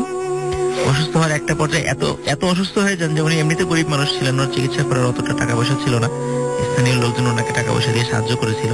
তো উনি 2013 সালে মারা গিয়েছেন। এবং ওই যে ভয়টা পেয়েছিলেন, উনি বলেন যে ওই ভয়ের কারণেই আস্তে আস্তে উনি অসুস্থ হয়ে গেছিলেন। এটি ছিল আমার ফার্স্ট। অনেক ধন্যবাদ আপনাকে। আমরা চলে যাবো আমাদের পরবর্তী ঘটনায়। আমাদের এইখানে যে ঘটনাটি রয়েছে সেটা একটা ইমেইল, এবং সেই ইমেইলটা আমরা পড়বো। আসসালামু আলাইকুম রাসেল ভাই, যেভাবে লিখছেন সেভাবেই পড়ছি। অ্যান্ড আদার লিসেনার্স অফ ভূত FM, my name is Fahad. আচ্ছা, তার আগে আমরা একটা কলে যাবো। ওকে, আমরা কলে যাব। ওকে, আমরা একটা কলে চলে যাই। এন্ড আমাদের সঙ্গে আছেন এই মুহূর্তে, আমি দেখতে পাচ্ছি আমাদের সঙ্গে আছেন নন্দিতা, রাইট? এবং নন্দিতা আছেন আমাদের সঙ্গে। হ্যালো নন্দিতা, কেমন আছেন? আচ্ছা, ভালো আছি। কোথা থেকে? জি, ভালো আছি। আপনি কোথা থেকে বলছেন? আপনার অ্যাড্রেসটা একটু আমাদের জানান। হ্যালো। হ্যাঁ, আপনাকে আমাদের অ্যাড্রেসটা জানাবেন একটু, এবং আপনার যে রেডিও চলছে সেই ভলিউমটা অফ করে দেবেন প্লিজ। জি, আচ্ছা, আপনি বলেন আপনি কোথা থেকে বলছেন? আমি ইন্ডিয়া থেকে বলছি, মুর্শিদাবাদ থেকে। ওকে, সো এই পর্যন্ত কোনো ঘটনা পাঠিয়েছেন আপনি আমাদেরকে? মনে এখনো কোনো ঘটনা পাঠাননি। আমি লাস্ট 4 বছর থেকে এসএমএস শুনছি, আজ পর্যন্ত কন্ট্যাক্ট করতে পারিনি। লাস্ট ফ্রাইডেতে আমাদের ইন্ডিয়ানই আপনাকে কল করেছিল, তো তার শুরু থেকে আমি আপনাকে কানেক্ট করলাম পড়বে। হ্যাঁ, ওকে, থ্যাংক ইউ ভেরি মাচ। এবং আমরা যেহেতু আপনার সাথে কথা বলে ফেললাম, এখন চাইবো যে আপনি ঘটনা পাঠান। জি জি জি জি, বলুন প্লিজ। হ্যাঁ, আমি বলছি আপনাদের স্টোরি গুলো এক্সট্রিমলি গুড। আর আমাদের এখানে ডিরেক্ট আসে বলতে আমাদেরকে অ্যাপ থেকে শুনতে হয় না, কারণ আমরা ডিরেক্ট পেয়ে। ওকে, থ্যাংক ইউ সো মাচ। আমাদের সঙ্গে থাকবেন এবং আশা করছি যে এভাবে আমাদের উৎসাহ দিয়ে যাবেন, এবং সবসময় আপনাদের পাশেই পাবো। Thank you very much. Thanks for calling. Thank you. Thank you. আমরা কথা বলছিলাম নন্দিতার সাথে, এবং নন্দিতা কথা বলছিলেন ইন্ডিয়া থেকে আমাদের সঙ্গে। আমরা চলে যাব একটু আমাদের পরবর্তী ঘটনায়। তবে তার আগে আমাদের ফেসবুকে আমরা দেখি যে অনেকেই আমাদেরকে নক করছেন। আমাদের রেডিও ফুর্তির পেজে দেখতে পাচ্ছি আমাদের সঙ্গে আছেন নাজমুল হক রাজীব, এছাড়াও আমাদের সঙ্গে রয়েছেন হেলাল হোসেন আকাশ, জি কে পিয়াস আমাদের সঙ্গে আছেন, আমাদের সঙ্গে রয়েছেন আলী হুসাইন, আমাদের সঙ্গে আছেন রুহান আহমেদ, হেলাল আকাশ আমাদের সঙ্গে আছেন, শাহরিয়ার রাফিউল আমাদের সঙ্গে আছেন, এমডি আবু তালহা আমাদের সঙ্গে আছেন, আমাদের সঙ্গে আছেন দেখতে পাচ্ছি স্বপ্নের প্রতীক ঈশান, এছাড়াও শান্ত খান, এইচ আর রকিবুল হাসান রাকিব, আমার সঙ্গে আছেন হুমায়ুন কবির, ইঞ্জিনিয়ার রুহুল ডি রুদ্র, এছাড়াও সাইদ শামসুজ্জোহা সহ আরো অনেকে। আমাদের রেডিও ফুর্তির যে ভূত এফএমের যে পেজ রয়েছে সেখানে আছেন সাদাত হোসেন রাজ, এছাড়াও আমাদের সঙ্গে আছেন দেখতে পাচ্ছি আরিফুল ইসলাম বাঁধন, মেহেদি হাসান, জয় স্নিগ্ধা, ফরিদ আক্তার সাগর, সাইদুর রশিদ ইভান, এছাড়াও আছেন এমডি নাইমুল হোসেন, এছাড়া আছেন আহমদ হোসাইন পারভেজ, আমাদের সঙ্গে আছেন দেখতে পাচ্ছি সুষময়, এছাড়া আমাদের সঙ্গে আছেন দেখতে পাচ্ছি রিগার্ড লাইস বয়, আমাদের সঙ্গে আছেন দেখতে পাচ্ছি এমডি হাসান তানজিদ ইসলাম স্বাধীন, এছাড়া আমাদের সঙ্গে আছেন জিএস গিয়াসউদ্দিন সাগর, আমাদের সঙ্গে ফেরদৌস চৌধুরী তপু অ্যাপ দিয়ে শুনছেন, সাফওয়ান আহমেদ সাব্বির, কামরুল এইচ সরকার, Mohammad Nawaz Sharif, M J Rohan, Tuhin Ahmed, Fazlul Karim Farhad, Alamgir Laksam, MD Imran নাজির, রিয়াদুস সালিহিন সহ আরো অনেকে আমাদের সঙ্গে কিন্তু এই মুহূর্তে আছেন। থ্যাংক ইউ ভেরি মাচ যারা আমাদের সঙ্গে এই মুহূর্তে আছেন এবং লাইভ আমাদেরকে শুনছেন। চলে যাবো আমরা পরবর্তী ঘটনায়। আমাদের সঙ্গে এই ঘটনাটি শেয়ার করছেন আমাদেরই একজন লিসেনার ফ্রম নিউজিল্যান্ড। আমি দেখলাম যে তাকে হয়তো কলও দিতাম আমরা, বাট এখন ইটস টু আর্লি না, এখন মনে হয় 7টা বাজে বা এরকম কিছু একটা হবে নিউজিল্যান্ডের টাইম। সো তাকে ঘুম থেকে ওঠাটা ইচ্ছা করলো না, সো আমি ঘটনাটা পড়ে ফেলছি। Assalamu alaikum Russell bhai and all other listeners of Bhoot FM. My name is Fahad. I'm from Auckland, New Zealand. I'm listening to Bhoot FM almost from the beginning, maybe from the second episode. আমার এখানে Bhoot FM শুনতে অনেক কষ্ট হয়, but এখন তো app আছে live এবং আচ্ছা লাইভ শোনার জন্য। আমি ফার্স্টেই সরি বিকজ আমি বাংলা ফন্ট ইউজ করতে পারি না, তাই বাংলিশেই লিখছি। অ্যাকচুয়ালি আমি যে স্টোরিটা লিখবো সেটা আমাদের এক নেইবার আঙ্কেলের মেয়ের সাথে তার হাউসে, উইচ ইজ ইন দ্য বে অফ প্লেন্টি, অ্যান্ড তার হাজবেন্ডের জব পারপাসে এই একটু মফস্বল টাইপের টাউন এরিয়াতে তাদের স্টে করতে হয়। এবার আসা যাক মূল পার্টে। আমি এবং আমার বোনের মতো করে আমি আমার মানে তার মতো করেই বলছি, এবং তার নামটা বলা যাবে না, রেস্ট্রিকশন না থাকে আছে বলার জন্য, বাট আমি দেখতে পাচ্ছি নামটা ব্র্যাকেটে দেয়া আছে। First day we move in the house, I was feel quite অ্যালাচার। তো তিনি তারা বাসায় যাওয়ার পরে তারা একা ফিল করছিল, এবং বাট সে মোটেও একা ছিল না, বাট তার কাছে মনে হচ্ছিল কেন যেন একা। এবং প্রায় তিনি লিখছেন যে প্রায় আমি শ্যাডো দেখতাম, কখনো উইন্ডোর সাইডে, কখনো মানে যখন তাকাতাম বা যখন ইনস্ট্যান্ট তাকাতাম কোনো কিছুর দিকে, দেখতাম যে কিছুই নেই। নেক্সট থিং হলো যে অনেক নক্স এবং অনেক ব্যাংকস ক্লিকস পেতাম। ফার্স্টে আমার হাজবেন্ডকে বললাম, সো ও বললো যে নিউ হাউস, নতুন বাসা, so floor and other stuffs settle হয়ে গেল, যেতে একটু টাইম লাগবে। As we know যে most of the houses in this country are made from woods. আপনারা দেখেছেন নিশ্চয়ই যে দেশের বাইরে ম্যাক্সিমাম বাসাতেই ফ্লোর গুলো হয়তো কাঠের তৈরি থাকে। তো আমিও ফার্স্ট এইসব কিছুই নর্মাল ভাবতাম, বাট আমাদের মানে টাইম যাওয়ার পর ও ব্যাপারটা তখন দেখলাম যে চেঞ্জ হয়নি, এবং বরং সেটা হচ্ছে আরো বেড়ে গেছে। লাইক কখনো খুব হার্ড সাউন্ড পেতাম আমরা উপরের তলা থেকে, কখনো রাফলি নিচ থেকে পাওয়া যাচ্ছে, এরকম একটা ব্যাপার। তো আমাদের একটা বিড়াল ছিল যেটা ওই বাসায় মুভ করার পর থেকে ডিফারেন্ট বিহেভ শুরু করে দেয়। লাইক সে সবসময় যেন ভয় পেত, এমন ভাবে দৌড় দিত যে কেউ যেন ওকে চেজ করছে, ওর লেজ ধরে টানছে, এবং এই সমস্ত ব্যাপার আর কি। তারপর একদিন রাতের ঘটনা, সেটা হচ্ছে which I experienced in my bedroom. ওই রাতে আমার হাজবেন্ড কাজ ছিল নাইট শিফটে। আমি বেডে about 2 hours just tossing and turning করছিলাম, অ্যান্ড ঘুম আসছিল না কোনোভাবেই। রাত 11:03 তখন বাজে। আমি ঘড়ির দিকে তাকাই, টাইমটা এক্স্যাক্টলি মানে এরকম ছিল, কারণ আমি ঘড়ির দিকে তাকিয়েছিলাম। তারপর ভাবলাম যে 11টা, but still I can sleep, because 5:30 যখন মানে 5:30টাতে আমার কাজে যেতে হবে, তখন কাজ আছে। অ্যাজ আমি আমার সাইডে ফিরেছিলাম অ্যান্ড চিন্তা করছিলাম, অন দ্যাট মোমেন্ট আমি হঠাৎ করে আমার ব্যাগে জাস্ট একটা শো ফিল করলাম।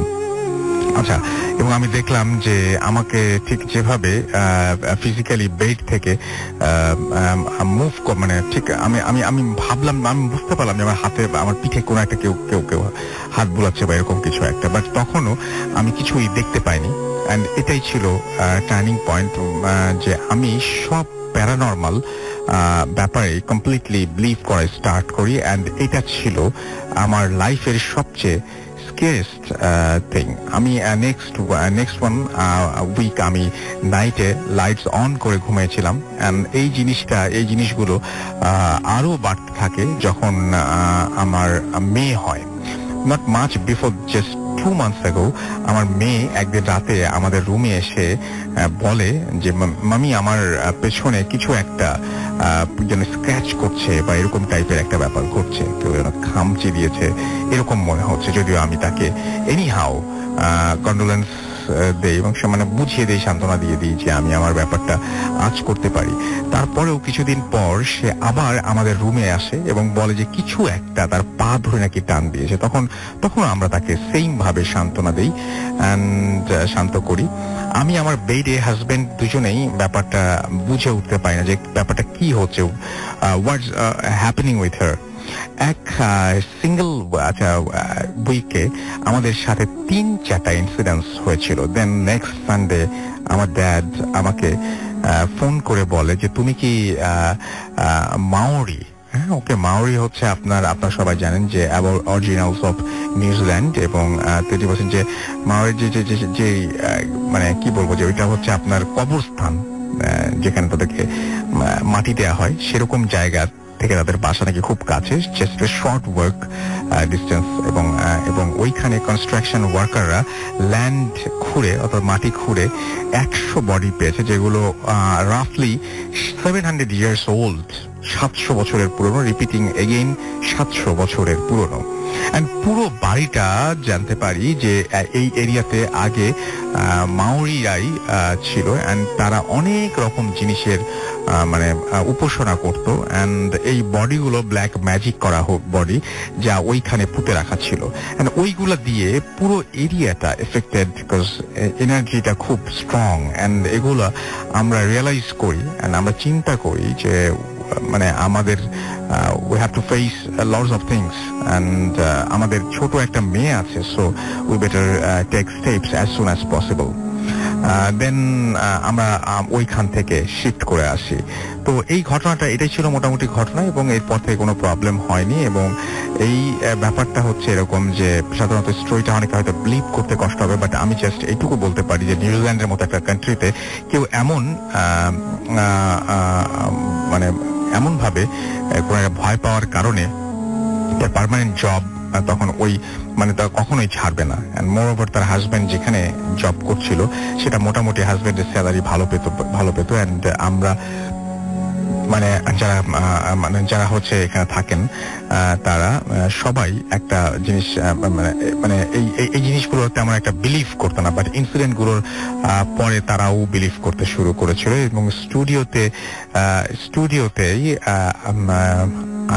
শেয়ার করার ইচ্ছে থাকলেও সম্ভব না, আমি গুছিয়ে বলতে পারি না, তাই ভয়েস রেকর্ড পাঠাইনি।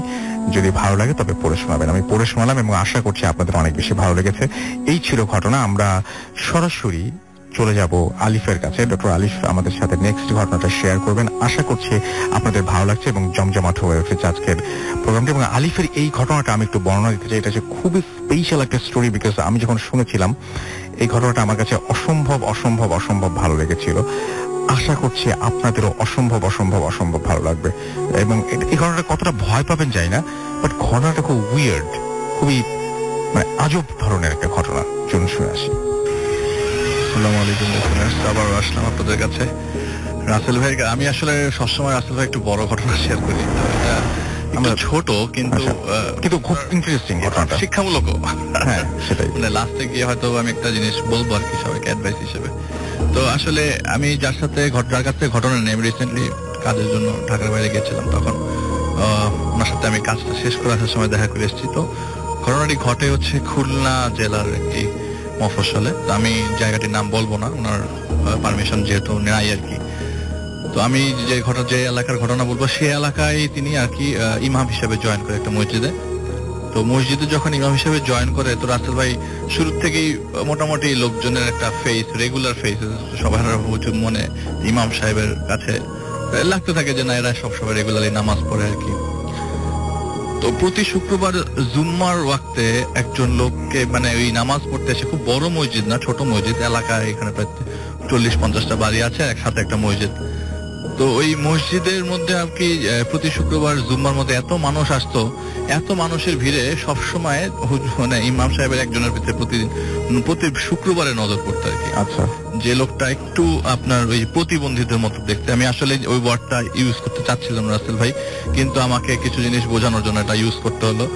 তো একটু দেখতে ওরকমই আর, কিন্তু এদের মধ্যে দেখা যায় যে হয়তো কারো হাতে প্রবলেম, কারো পায়ে প্রবলেম, কিন্তু উনি একদম পারফেক্ট, কিন্তু ওনার মুখের মধ্যে একটা ওরকম লেশ আছে। একটু ডিফারেন্ট টাইপের ফেস। ওনার কনভারসেশনও কারোর সাথে হয় না, এবং দেখা যেত শুধুমাত্র রাসেল ভাই শুক্রবারে। এবং তিনি ওই মসজিদে যে দান বাক্সের টাকা পয়সা উঠে অনেক গোনাগুনি করতো, মাসওয়ারা হতো, আমল নিয়ে কথাবার্তা হতো, আপনার মসজিদে অনেক হাদিস নিয়ে কথাবার্তা হতো, সেইগুলি সে প্রতি একদম পুরো জুম্মার ওয়াক্ত থেকে অনেকক্ষণ থাকতো মসজিদে। তো হুজুর প্রায় মানে ইমাম সাহেব প্রায় দেখতেন ওনাকে যে সে অনেকক্ষণ পর্যন্ত স্টে করছে। তো এখন উনি ওই সময় ওই মুহূর্তে আর কি রমজানের ওয়াক্ত চলে আসে রাসেল ভাই। তো রমজানের ওয়াক্তে ডিসিশন হয়, এলাকার সবগুলা বাড়ি মিলে ডিসিশন নেয় যে হুজুরকে খাওয়াবে, মানে হুজুরকে খাওয়া দিবে আর কি, খানা দিবে ইফতারের ওয়াক্তে আর সেহরির ওয়াক্তে।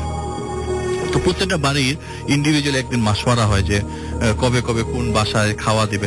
তো যারা রেগুলারলি নামাজ পড়তে আসে তো তারা বসে ডিসিশন নেয় যে কবে কবে খাওয়া দিবে হুজুরকে। তো প্রথম রমজান থেকে শুরু করে একদম 30 রমজান পর্যন্ত কবে কবে হুজুরকে খাওয়া দেওয়া হবে এটা নিয়ে একটা ডিসিশন, একটা বৈঠক হয় আর কি। তো সেই বৈঠকে রাসেল ভাই হুজুর একটা ফাঁকে হাঁটা চলাফেরা করছিল, সে তো ওই মসজিদেই থাকতো। তো হুজুরের সাথে হুজুর মুয়াজ্জিন আছে, ইমাম সাহেবের সাথে মুয়াজ্জিন ছিল যে রেগুলারলি আজান দিত, তো তাদের দুজনেরই খাওয়া আর কি। তো তিনি দেখছেন যে ওই মাসওয়ারা বা ওই মিটিং এর মধ্যে আপনার সেই লোকটি ছিল আর কি, যে লোকটির কথা আমি বলছি, যে লোকটি একটু ডিফারেন্ট ভাবে চলাফেরা করতো, কিন্তু সে কখনো কোনো কথা বলতো না। তো হুজুর পরে জানতে পারলো যে একটা অদ্ভুত নামের একটা মানুষ ডিসিশন মানে নাম দিয়েছে, সেও খাওয়া দিবে। ওনার নামটা কেমন অদ্ভুত ওনার মনেও নাই যে এরকম একটা অদ্ভুত নাম মুসলমানদের নাম হতে পারে। তো যাই হোক, উনি নর্মাল 8 রমজান 8ম রমজানের সময় রাসূল ভাই খাওয়া আসে। তো প্রতিদিন খাওয়া আসতে থাকে। ওই 8ম রমজানের দিন একটা ছেলে খাওয়া নিয়ে আসে। তো তারাবির ওয়াক্ত শেষ করার পরে ওই হুজুর নিজের রুমে চলে যায়। তো নামাজ পরে অনেকক্ষণ টায়ার্ড থাকে, তো তাও একটু বিশ্রাম নিচ্ছিলেন এমন সময় একটা লোক করানারে, রাত 11টা কি 11:30 হবে, ওই মুহূর্তে দরজা খোলার পর দেখে যে একটা লোক দাঁড়িয়ে আছে, একটা ছেলে, খুব ইয়াং একটা ছেলে, খুবই সুন্দর দেখতে, কিন্তু ওই চেহারার মধ্যে একটা মানে এমনি ফর্সা, কিন্তু চেহারার মধ্যে যে বললাম একটা লেশ আছে। তো লম্বায় প্রায় 7.5 ফিট, 7 ফিটের উপরে, অনেক লম্বা, নিচু হয়ে হুজুরের ঘরে খাওয়া দিয়ে যাবে এরকম অবস্থা, যে টিফিন ক্যারিয়ারটা দিয়ে যাবে। তো উনি টিফিন ক্যারিয়ারটা রেখে দেয় আর ওই লোক ছেলেটা চলে যায়। টিফিন ক্যারিয়ারটা রাসেল ভাই মানে বর্ণনা দিয়ে হুজুর বললেন যে টিফিন ক্যারিয়ারটা এরকম, এত সুন্দর টিফিন ক্যারিয়ার, অনেকদিন আগের ঘটনা রাসেল ভাই, প্রায় 95 এর পরের ঘটনা। টিফিন ক্যারিয়ারটা এত সুন্দর টিফিন ক্যারিয়ার সে আগে কখনো দেখে নাই। এই টিফিন ক্যারিয়ার, এত সুন্দর টিফিন ক্যারিয়ার কোথা থেকে আসলো, আর যে খুশবু আসতেছে, স্মেল পাচ্ছে। রাসেল ভাই উনি একজন ইমাম সাহেব, কিছুটা তো এক্সপিরিয়েন্স আছে, উনি কিছুটা বুঝে যান যে আসলে এই অতটা স্বাভাবিক কিছু না, কোনো কারোর কাছ থেকে আসে নাই। রাইট। তো এত সুন্দর খুশবু, এত সুন্দর গন্ধ, এই লোভ সামলাতে না পারে সে টিফিন ক্যারিয়ারটা খুলেই ফেলে। টিফিন ক্যারিয়ারটা খুলে সে খাওয়া শুরু করে দেয়। তখনও সেহরির ওয়াক্ত আসে নাই, 11:30-12টার মতো। তো ঘুমানোর কথা, কিন্তু সে খাচ্ছে, বলে যে আমি খাচ্ছি তো খাচ্ছি, আমার খাওয়া শেষ হচ্ছে না। আমার কাছে মনে হচ্ছে যতটুকু খাওয়া বেঁচে আছে ওই খাওয়াটা আমার জন্য, আমাদের দুজনের জন্য পাঠিয়েছে, আরো 20-30 জন খেতে পারবে অনায়াসে। এই 3টা লেয়ারের টিফিন ক্যারিয়ার এত সুন্দর দেখতে। তো যথারীতি ওই দিনই রাসেল ভাই ফজরের ওয়াক্ত আসে, ফজরের ওয়াক্তে আজান পড়ে। তো উনি নামাজ যখন আজান পড়ে যায় আর মসজিদে চলে যায়। তো আজান পড়ার সময় নামাজের যখন জামাত দাঁড়াবে, তো সে লাস্টে বসে থাকে, মানে সবসময় তার অভ্যাস আর কি, সে লাস্টে বসেছিল। তার লাস্টে বসে থাকা অবস্থা দেখলো যে উজু করে একটা ছেলে, ওই যে ছেলেটা তাকে খাবার দিয়ে গেছিল সেই ছেলেটা এসছে মসজিদে। তো রাসেল ভাই যে বলে না যে উনি বলছিল যে আমি এত মজার খাওয়া, উনি কি এখানে ভেতরে কি রান্না করা ছিল, এটা চিকেন ছিল নাকি কোনো অন্য খাওয়া ছিল আমি জানি না। তার কথা হচ্ছে যে এত মজার খাওয়া আমি কখনো খাই নাই, আমার এই জীবদ্দশায় এত মজার খাওয়া আমি কখনো খাইনি, টেস্ট করি নাই। তা আমি তাকে শুকরিয়া জানাবো যে রান্নাটা খুব ভালো হয়েছিল, যে শুকরিয়াটা জানানোর জন্য আমি ওনার কাছে ডাকলাম, ছেলেটাকে কাছে ডাকলাম। তো ছেলেটা আমার কাছে আসলো না। এই যে উনি চিন্তা করলো যে আমি কাছে যাই বলি যে খাওয়া খুব মজা হয়েছে, শুকরিয়া মানে থ্যাঙ্কস জানানোর জন্য তিনি ওই ছেলেটার কাছে গেল। ছেলেটাকে কাঁধের মধ্যে আলতো করে হাত রাখতেই বললো যে শুকরিয়া, খাওয়া অনেক মজা ছিল। এই কথাটা বলার পর ছেলেটা ওখান থেকে প্রস্থান করলো খুব ফাস্ট। কিভাবে, সেটা সবচেয়ে ইন্টারেস্টিং। সবচেয়ে মজার বিষয়, প্রস্থান করার অবস্থায় সে যখন ঘুরে গেল সাথে সাথে বিড়াল হয়ে গেল, একদম চোখের সামনে একটা ছেলে মসজিদের বিড়ালের ফর্ম নিয়ে ওখান থেকে বের হয়ে গেল। ও মাই গড, এটা খুব উনি বললো যে আমি তো মানে আমি ওনার কাছে যখন শুনছিলাম উনি বললেন যে ভাই আমি তো খুব অবাক হয়ে যাই, এরকম নর্মালি সচরাচর রাসেল ভাই অনেক ইমাম সাহেব অনেক হুজুরের সাথে আমি এ পর্যন্ত কনভারসেশনে গেছি, কেউ কখনো ঘটনা বলতে চায় নাই, বলে যে আমার সাথে ঘটনায় উনি বলছিলেন যে আমার সাথে ঘটনা এরকম আগে কখনো হয় নাই। তো অনেক মসজিদে খাওয়া দাওয়া পাই, তো এরকম কখনো হয় নাই, এত মজার খাওয়া। বা আমি ছেলেটাকে জিজ্ঞেস করতে গেলাম, এরকমও কখনো হয় নাই যে আমি তো কিছুটা তো আন্দাজ করতে পারি যে আসলে আমি যেসব মুভমেন্ট এখন আছে সেসব মুভমেন্টটা রিয়াল না। তো এর মধ্যে দিয়ে রাসেল ভাই 15 রোজা চলে যায়। স্বাভাবিক অবস্থায় ছিল, সবকিছু স্বাভাবিক অবস্থায় চলছিল, মানে এই রমজানে সব বাসা থেকে খাওয়া দাওয়া আসছে, তো কোনো সমস্যাই হয় নাই। সেই দিনের পর থেকে আর ওই ছেলেটাকেও দেখা যায় না রাসেল ভাই, আর কোনোদিন দেখা যায় না। কিন্তু 23rd রমজান 15 দিন পর 23শে রমজানের দিন সেই তারাবির পরে সে যখন বিশ্রাম নিচ্ছিলেন হুজুর, তখন সেই 7.5 ফিটের ছেলেটা আবার আসে। আচ্ছা, এসে একটা টিফিন ক্যারিয়ার দিয়ে চলে যায়। তো সে এতটাই মাথাটা ঝিমঝিম করছিল যে টিফিন ক্যারিয়ারটা চেক না করে বিছানার উপরে রাখে। তো বললো যে আজ আবার আসছে, মানে রোটেশনে ঘুরে আসছে ওই বাসাটা, মানে রোটেশনে ঘুরে আসার পরে সে বললো যে আজকে তো কোনো খুশবুই নাই, আজকে এরকম কেন, মানে এত মানে খুশবু লেগেছে, টিফিন ক্যারিয়ারটা খুব মরা মরা, কিন্তু ওই যে আগের টিফিন ক্যারিয়ার যে ডিজাইনটা সেটা কিন্তু এখনো আছে, মানে খুব সুন্দর টিফিন ক্যারিয়ার। আচ্ছা, তো সে কি করবে বলে যে আমি টিফিন ক্যারিয়ারের প্রথম ঢাকনাটা খুললাম আর দেখলাম অনেকগুলা মানুষের আঙ্গুল। আমি দেখার পরে এটা ছুঁড়ে ফেলে দিলাম, আমি এক দৌড়ে উপরে চলে যাই। ওই এলাকায় আমি এমনিতেই নতুন, আমি কখনো এদেরকে আগে দেখি নাই। আপনি যদি টিফিন ক্যারিয়ার খুলে দেখেন অনেকগুলা মানুষের আঙ্গুল, আপনি কি করবেন? আমি বিছানার মধ্যে এগুলি ফেলে দৌড় দিয়ে উপরে যাই। আমাদের মুয়াজ্জিন আছেন সজল সাহেব, ওই সজল সাহেবকে নিচে নিয়ে আসি। নিচে নিয়ে আসার পরে আমি এসে দেখি ওনার সাথে, আমি ওনাকে টেনে নিয়ে আসার পর নিচে দেখি আমার বিছানার উপর অনেক খাওয়া পড়ে আছে, মানে আচ্ছা, আঙ্গুলগুলা এখন মানে একদম প্রুফ করার মতো কোনো ওয়ে নাই যে আঙ্গুল। সে বলে যে আপনি তো অনেকগুলো খাওয়া ফেলে রাখছেন। এখন উনি বলতে পারছেন না যে আমি যা দেখছি সাথে আপনাকে বলতে পারবো না, বুঝাতে পারবো না। তো রাসেল ভাই এরপর থেকে আমার উনি আর কখনো ওনাদের কখনো দেখেন নাই, আর কোনো টিফিন ক্যারিয়ারও আসেনি। রমজানও শেষ হয়ে যায়, ঈদও চলে আসে, সে 2-1 মাস পরে মসজিদটাও ছেড়ে দেন। বলে যে এরপরে আমি এত রমজানে এত খাওয়া পেয়েছি, এরপর থেকে আমি কখনো ওরকম কোনো কিছু আর পাই নাই। আমার কাছে উনি বলছে যে আমার কাছে এটা হয়তো একটা শিক্ষা ছিল যে ভালো ছিলাম গুতাতে কেন গেলাম, সেটাই, যেটা ভালো ছিল সেটা চলছিল। উনি বলছে যে আমি হালকা আঁচ করতে পেরেছিলাম যে এটা this is not a normal thing, এটা নরমাল না। আমি জিজ্ঞেস করতে যাওয়াটাই হয়তো ভুল হতে পারে। আমি জাস্ট একটা ছোট বিরতিতে যাবো। থ্যাংক ইউ আলিফ। অনেক ঘটনা আগের ঘটনা এবং এই ঘটনার সাথে কিভাবে মিলে গেল, মানে ওইখানেও কেউ মানে পিঠে স্পর্শ করা বা ধাক্কা দেয়া বা মানে এই ব্যাপারটা, মানে বাচ্চার সাথেও পা ধরে টানা, কোনো সময় ধাক্কা দেওয়া, কোনো সময় হাত বুলানো, কোনো সময় মানে খামচানো, টাচ করা। আবার এখানেও তাই, এই যে এখানে ছেলেকে টাচ করার সঙ্গে সঙ্গে ছেলেটার আচরণ পাল্টে গেল, মানে কি একটা অদ্ভুত ব্যাপার। মানে এর আগে কিন্তু সবই নরমাল ছিল, এর আগে সব নরমাল ছিল। হ্যাঁ, তো আগের ঘটনাটা কিন্তু বেশ ভয়ের, এবং আগের ঘটনাটাও একটা মানুষ যখন এরকম বাড়িতে এক্সপেরিয়েন্স করে তখন তার কেমন লাগবে চিন্তা করে দেখুন। আর এখানে একজন হুজুরের কথা শুনলাম, তিনি তো অনেক জানাশোনা মানুষ, তিনি ধরে নিয়েছিলেন, সবকিছু জানতেন, তারপরেও যখন তিনি ভয় পান তাহলে বুঝতে হবে যে এটা কতটা ভয়ের।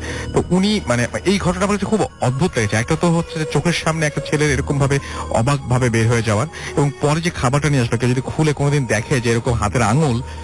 আমার কথা উনি বলেছে যে আমি তো সব খাওয়া ছিল, আমি কেন জিজ্ঞেস করতে গেলাম, তাহলে কি এই থ্যাঙ্কস জানানোটা কি ভুল নাকি? আমার মনে হয় স্পর্শ করাটা বা থ্যাঙ্কস জানানো আমার তাই মনে হয়, সাথে সাথে সে বিড়ালে ট্রান্সফর্ম করে নেয়, আমার তাই মনে হয়। হয়তো জানি না, আমরা কতটুকু জানি। Okay fine, thank you so much. আমরা একটা ছোট্ট বিরতি যাবো এবং আমাদের আশা করছি যে এর পরে ঘটনা আপনারা থাকবেন এবং চমৎকার সব ঘটনা রয়েছে, আমাদের সঙ্গে থাকবেন। স্টে টিউনড রেডিও ফুর্তি এন্ড ডোন্ট স্টপ দ্য ফুর্তি।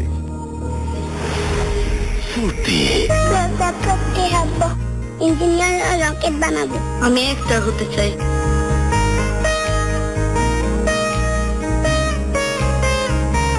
আমরা যা খুশি তাই। রাজবাড়ির জেলার যে কালুখালী মানে উপজেলার মহিষডাঙ্গা নামক একটা গ্রাম আছে, ঠিক ওই গ্রামের ঘটনাটা আর কি, খুব প্রচলিত একটা ঘটনা ওই গ্রামের। তারা ওই গ্রামের হয়তো বা এই ঘটনাটা তারা জেনে থাকবেন আর কি।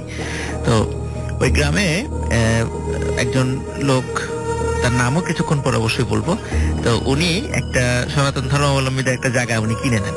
সনাতন ধর্মাবলম্বীরা ওনার কাছে এই জায়গাটা বিক্রি করে ওনারা অন্য জায়গায় চলে যান আর কি।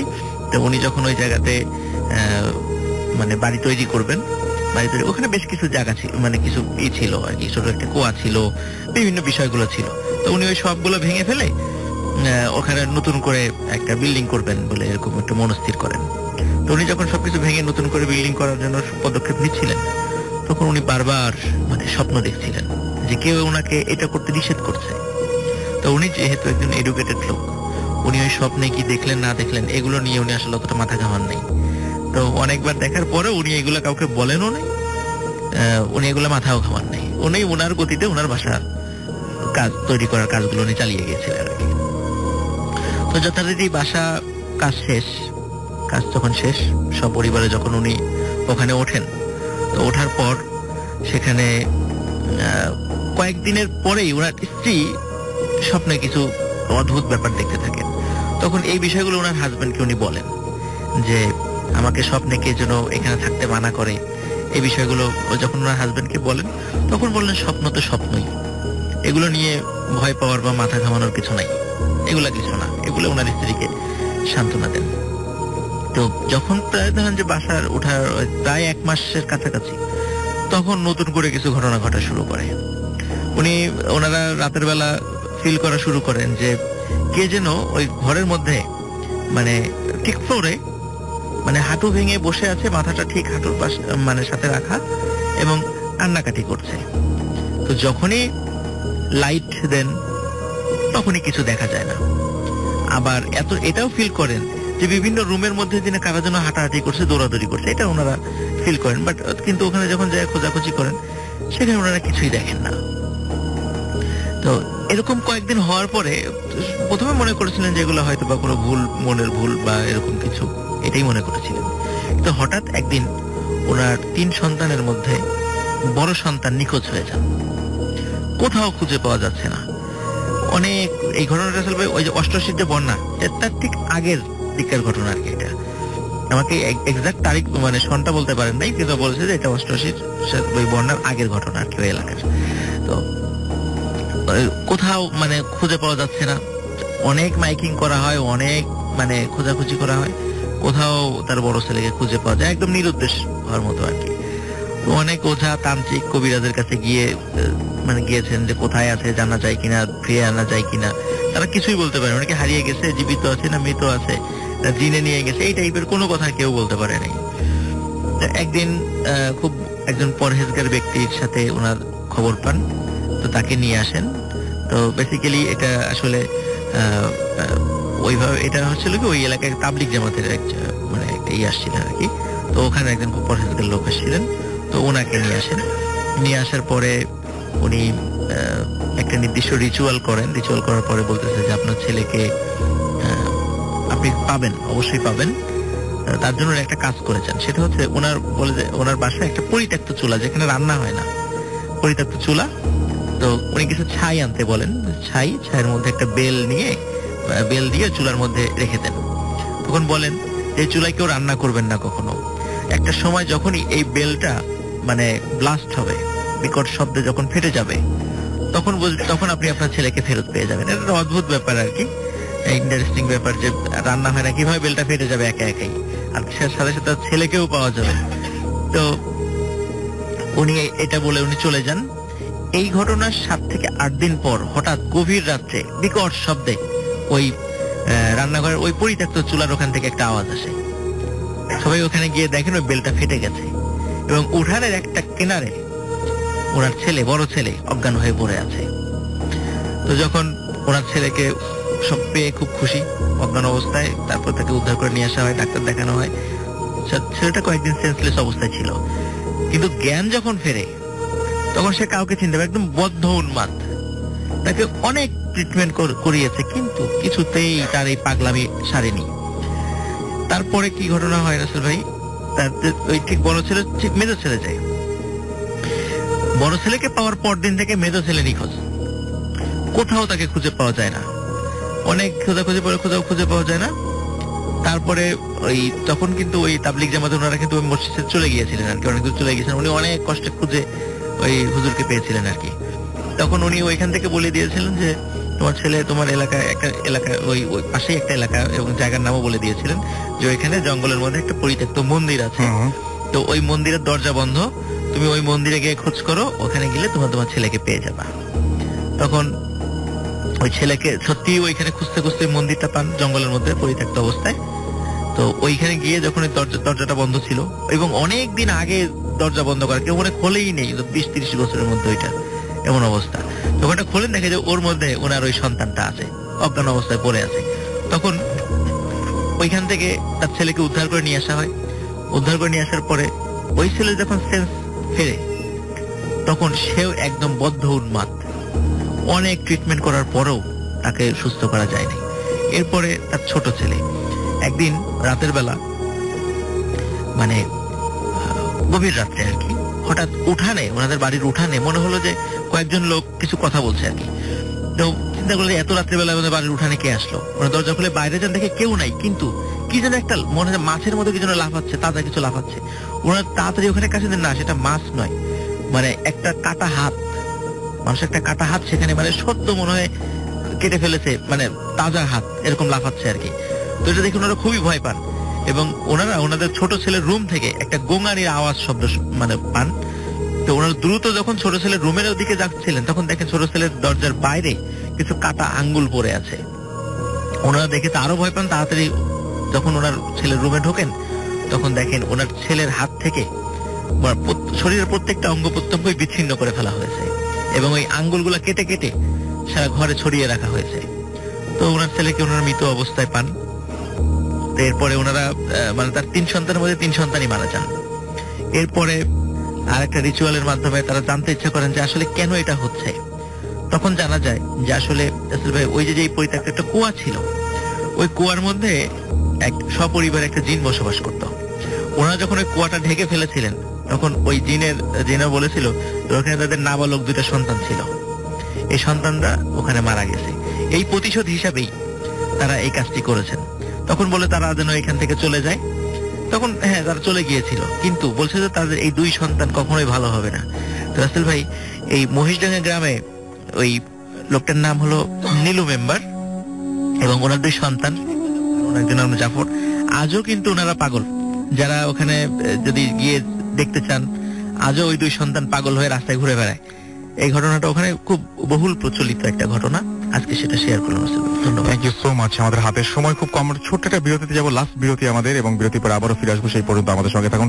স্টে টিউনড ফর ইউ ফুর্তি এন্ড ডোন্ট স্টপ দ্য ফুর্তি। ফুর্তি হব, ইঞ্জিনিয়ার আর রকেট বানাবো। আমি একটা হতে চাই।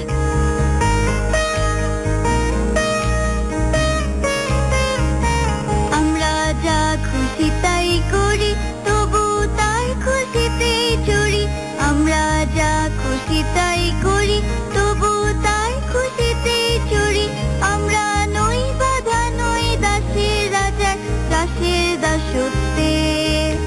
নইলে মোদের রাজার সনে মিলব কি সত্যি। আমরা সবাই রাজা, আমরা সবাই রাজা, আমাদের রাজা রাজত্বে। নইলে মোদের রাজার সনে মিলব কি সত্যি। আমরা সবাই রাজা। এমন কিছু অদ্ভুত ভাবনা ইন্সপায়ার করেছিল 20 বছর আগে জার্নিটা শুরু করতে। এখন নতুন ভাবনাগুলো নিয়ে এগিয়ে যাচ্ছি পরের বিশ্বের জন্য।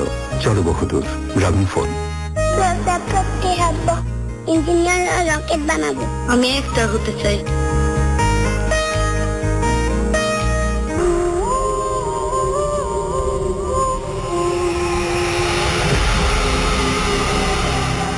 Welcome back. শুনছেন সবসময় রেডিও 48.2 FM। আমি রাসেল আছি, সাথে আমার সাথে রয়েছে মাসুম এবং আজকে অতিথিরা। আমাদের টাইম খুব কম, সুতরাং কোনো কথা না বলে সরাসরি চলে যাচ্ছি ঘটনায়। আমাদের লাস্ট ঘটনাটা শুনবো আমাদের অতিথির কাছে। হ্যালো লিসনার্স, আমি এখন যে স্টোরিটা শেয়ার করব, আপনার নামটা একটু তার আগে বলে ফেলুন। সরি লিসনার্স, আমি সাদ্দাম খন্দকার। জি, আমি এখন যে স্টোরিটা শেয়ার করব আপনাদের সঙ্গে, স্টোরিটা আসলে অসমাপ্ত, বিকজ সেটা এখনো রানিং অবস্থাতেই আছে। যাই হোক, স্টোরিটা হচ্ছে আমাকে বলেছিল রাহুল নামে আমার একটা ভাই। তো এটা হচ্ছে ওর নানুবাড়ির এলাকার একটি স্টোরি। তো সেটা হচ্ছে একটা ছেলের সঙ্গে একটা মেয়ের অ্যাফেয়ার ছিল। তো অনেকদিন ধরে রিলেশনটা চলছিল, যে কোনো একটা কারণে ওদের ব্রেক আপ হয়ে যায়। দেন কিছুদিন পর ছেলেটা মেয়েটাকে ব্ল্যাকমেল করে, নানাভাবে ব্ল্যাকমেল করে, এবং ছেলেটা নানাভাবে টাকা চাচ্ছিল। মেয়েটা এইভাবে কন্টিনিউ টাকা দিচ্ছিল। তো কোনো একটা টাইমে মেয়েটা আসলে আর পারেনি। হ্যাঁ, আর পারেনি। তখন মেয়েটি বাধ্য হয় তার ফ্যামিলিকে জানাতে। তো মেয়েটির নানুকে জানায়। মেয়েটির নানু আসলে নিজে ব্যাপারটা হ্যান্ডেল করতে পারবে কিনা এটা ভেবে মেয়েটির নানু মেয়েটির মাকে জানায়। মেয়েটির বাবাকে জানানো হয় না, কারণ মেয়েটির বাবা আসলে খুবই রাগী বা মেয়ের উপর টর্চার করবে এটা ভেবে বলে না। তো তারা সিদ্ধান্ত নেয় যে তারা কেস করবে, নানা ইয়ে করবে। তো হঠাৎ করে আবার কেন তাদের মানে ডিসিশন পাল্টে যায়, আই ডোন্ট নো। বাট তারা করে কি কোন একটা হুজুর বা কবিরাজের কাছে যায়, সেটা হচ্ছে আমাদের এলাকার একটু বাহিরে মধুখালী নামক জায়গাতে। তো আসলে উনি অনেক আগে থেকে এসবের সঙ্গে ইনভলভ, ওই হুজুরটা। তো তারা যখন যায়, মেয়েটার নানু ডিটেলসটা ওই হুজুরকে বলে। হুজুর ফার্স্ট টাইম বলে যে না, আসলে এরকম কিছু আমি করতে পারবো না, তবে হ্যাঁ আমি তদবির করে দেখতে পারি। তদবির করবার পরও যখন কোনো কাজ হচ্ছিল না, তখন মেয়েটির নানু ডিসাইড করে যে মানে ছেলেটিকে মেরে ফেলবে। কিভাবে মারবে? ব্ল্যাক ম্যাজিকের মাধ্যমে। তো হুজুর বলে যে আচ্ছা ঠিক আছে, আপনি একটা কাজ করেন, আপনি আগামীকাল আসুন এবং আসার সময় অবশ্যই একটা কাফনের কাপড় নিয়ে আসবেন। তো সেটাই করা হয় এবং যখন কাফনের কাপড় আনা হয়, তখন দেখা যায় যে ওই হুজুরটা আগে থেকে একটা ডল অর্থাৎ পুতুল বানিয়ে রেখেছে ছোট্ট করে, এবং ওই পুতুলটাকে ঠিক ওই কাফনের কাপড়ের মধ্যে মানুষ মারা গেলে যেরকম ইয়ে করা হয়, তো ওইভাবে পেঁচিয়ে একটা মানুষ মারা গেলে যেভাবে জানাজা করা হয়, সেম ওভাবেই করছে। তো জানাজা করবার পর ওনাদেরকে বলে দিয়েছিল যে আপনারা কিন্তু অবশ্যই এই পুতুলটা যেটা করবেন সেটা হচ্ছে জোড়া কবরের মাঝে, অর্থাৎ দুপাশে দুটো কবর থাকবে, মাঝখানে এই পুতুলটা যে কেউ পুঁতে দিয়ে আসবে। আচ্ছা। তো কে যাবে? হ্যাঁ, তারা নিয়ে আসলো। তবে হ্যাঁ, হুজুর এটাও বলে দিয়েছিল যে পুঁতবে অবশ্যই কেউ মানে ওটা পুঁতে রেখে আসার সময় অবশ্যই কেউ যদি ডাক দেয় সেজন্য কথা না বলে, তাহলে তার প্রবলেম হবে। তো ওরা বাসায় চলে আসে। দেন মেয়েটার একটা চাচা ছিল, উনি খুবই পরহেজগার টাইপের ছিলেন। উনি আসলে ওই দিন রাতে একটা ওয়াজ মাহফিল শেষ করে উনি বাসায় আসছিলেন। তো উনি যখন দরজার সামনে আসলেন, ওনাদের বাসার সামনে এসে যখন ডোরের কাছে আসলেন, ঠিক ওই টাইমটাতে উনি যেটা দেখলেন সেটা হচ্ছে একটা শ্যাডো আকৃতির, সেটা আপনার মাথায় শিং আছে। তা উনি দেখে ভয় তো পেলেনি অবশ্যই, কিন্তু তারপরও যেহেতু অনেক কিছু, উনি একজন পরহেজগার মানুষ ছিলেন, উনি নিজের প্রোটেক্টে উনি নিজেই করে নিলেন। তো উনি ভিতরে ঢুকলেন এবং মেয়েটার নানু ওনার কাছে বললেন যে এই ঘটনা। মেয়েটার মাও আসছিল এবং দুজনেই বললো যে একটা পুতুল দেবো, এটা তোমাকে রেখে আসতে হবে, হুজুর যেভাবে বলেছিল কবরের মাঝে। তো উনি বারবার জিজ্ঞাসা করছিল যে কেন কেন কেন।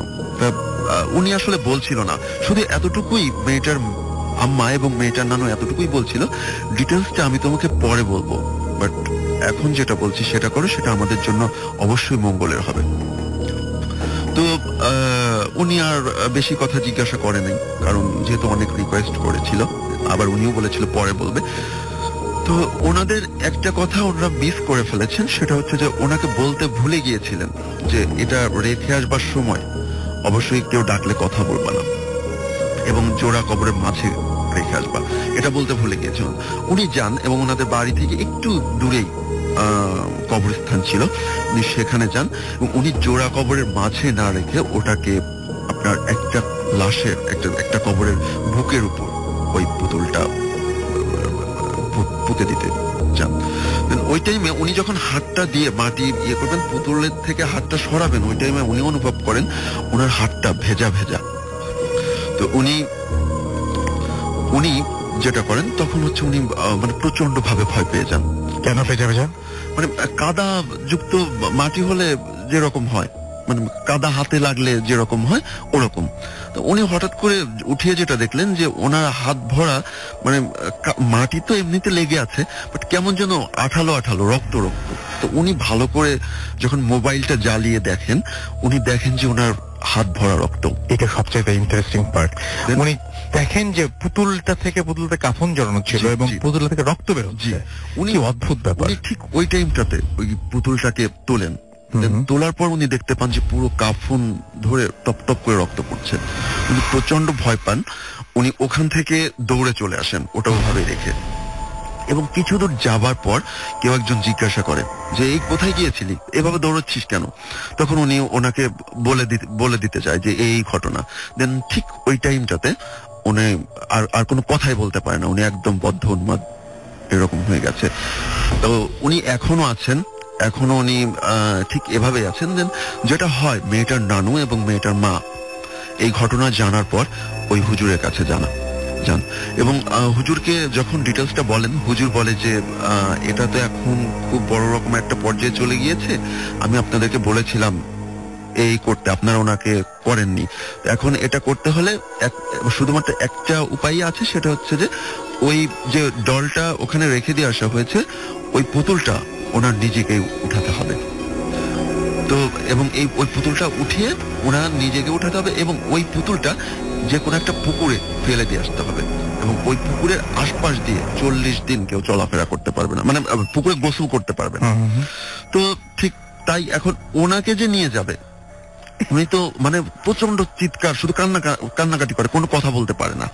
তো ওনার সবাই মিলে গিয়ে ওনার হাতটা ধরেই, উনি তো আর আসলে তখন ওখানে যেতেই চাচ্ছিল না, ওনাকে জোর করে ধরে নিয়ে দুজনে ওনার হাত ধরে যেভাবেই হোক ওই পুতুলটা ওনার হাত দিয়েই তোলেন এবং তোলার পর ওই ডলটা মানে ওনাদের বাড়ির পাশে একটা পুকুর আছে, ওই পুকুরে ফেলে দেন এবং ফেলে দেওয়ার পর এখন ওই পুকুরের পানি মানে নীল বর্ণ ধারণ করেছে। আমি যতটুকু জানি স্টোরিটা এখন পর্যন্ত নীল বর্ণ ধারণ করেছে। স্টোরিটা এখন এভাবেই রানিং আছে। আমি জানি না যে পরবর্তীতে কি হবে, যদি হয় তাহলে, যদি তেমন কিছু হয় অবশ্যই আমি আপনাদেরকে জানাবো। Thank you very much. এবং আপনি অবশ্যই ওই ভদ্রলোক এবং এই পুকুরের যদি পারেন তাহলে ভিডিও বা ছবি হলে সবচেয়ে ভালো হয়, ভিডিও করলে ওই ভদ্রলোকের ইন্টারভিউ এবং পুকুরের ছবি নিয়ে যদি নেক্সট টাইম আসবেন আমরা খুবই খুশি হব। তাহলে যদি চেষ্টা করবেন প্লিজ।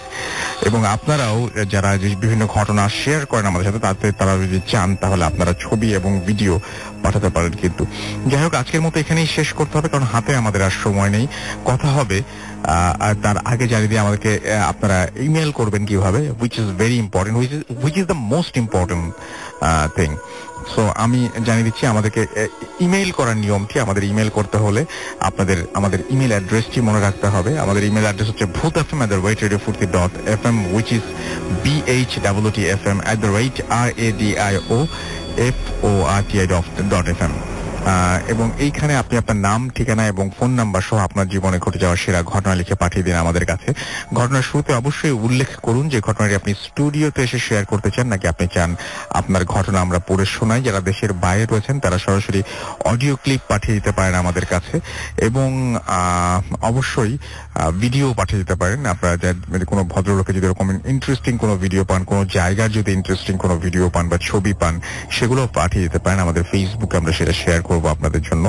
অ্যান্ড ফাইনালি যেটা বলতে চাই সেটা হচ্ছে যে আপনারা সবসময় আমাদের সাথেই থাকুন। কথা হবে আবারও আগামী শুক্রবার। সেই পর্যন্ত আশা করছি সবাই ভালো থাকবেন, সুস্থ থাকবেন, সুন্দর থাকবেন এবং মোস্ট ইম্পর্টেন্টলি ফুর্তিতে থাকবেন। আজকের মতো এখানেই শেষ করছি। অ্যান্ড আগামী সপ্তাহ পর্যন্ত সবার জন্য টাটা।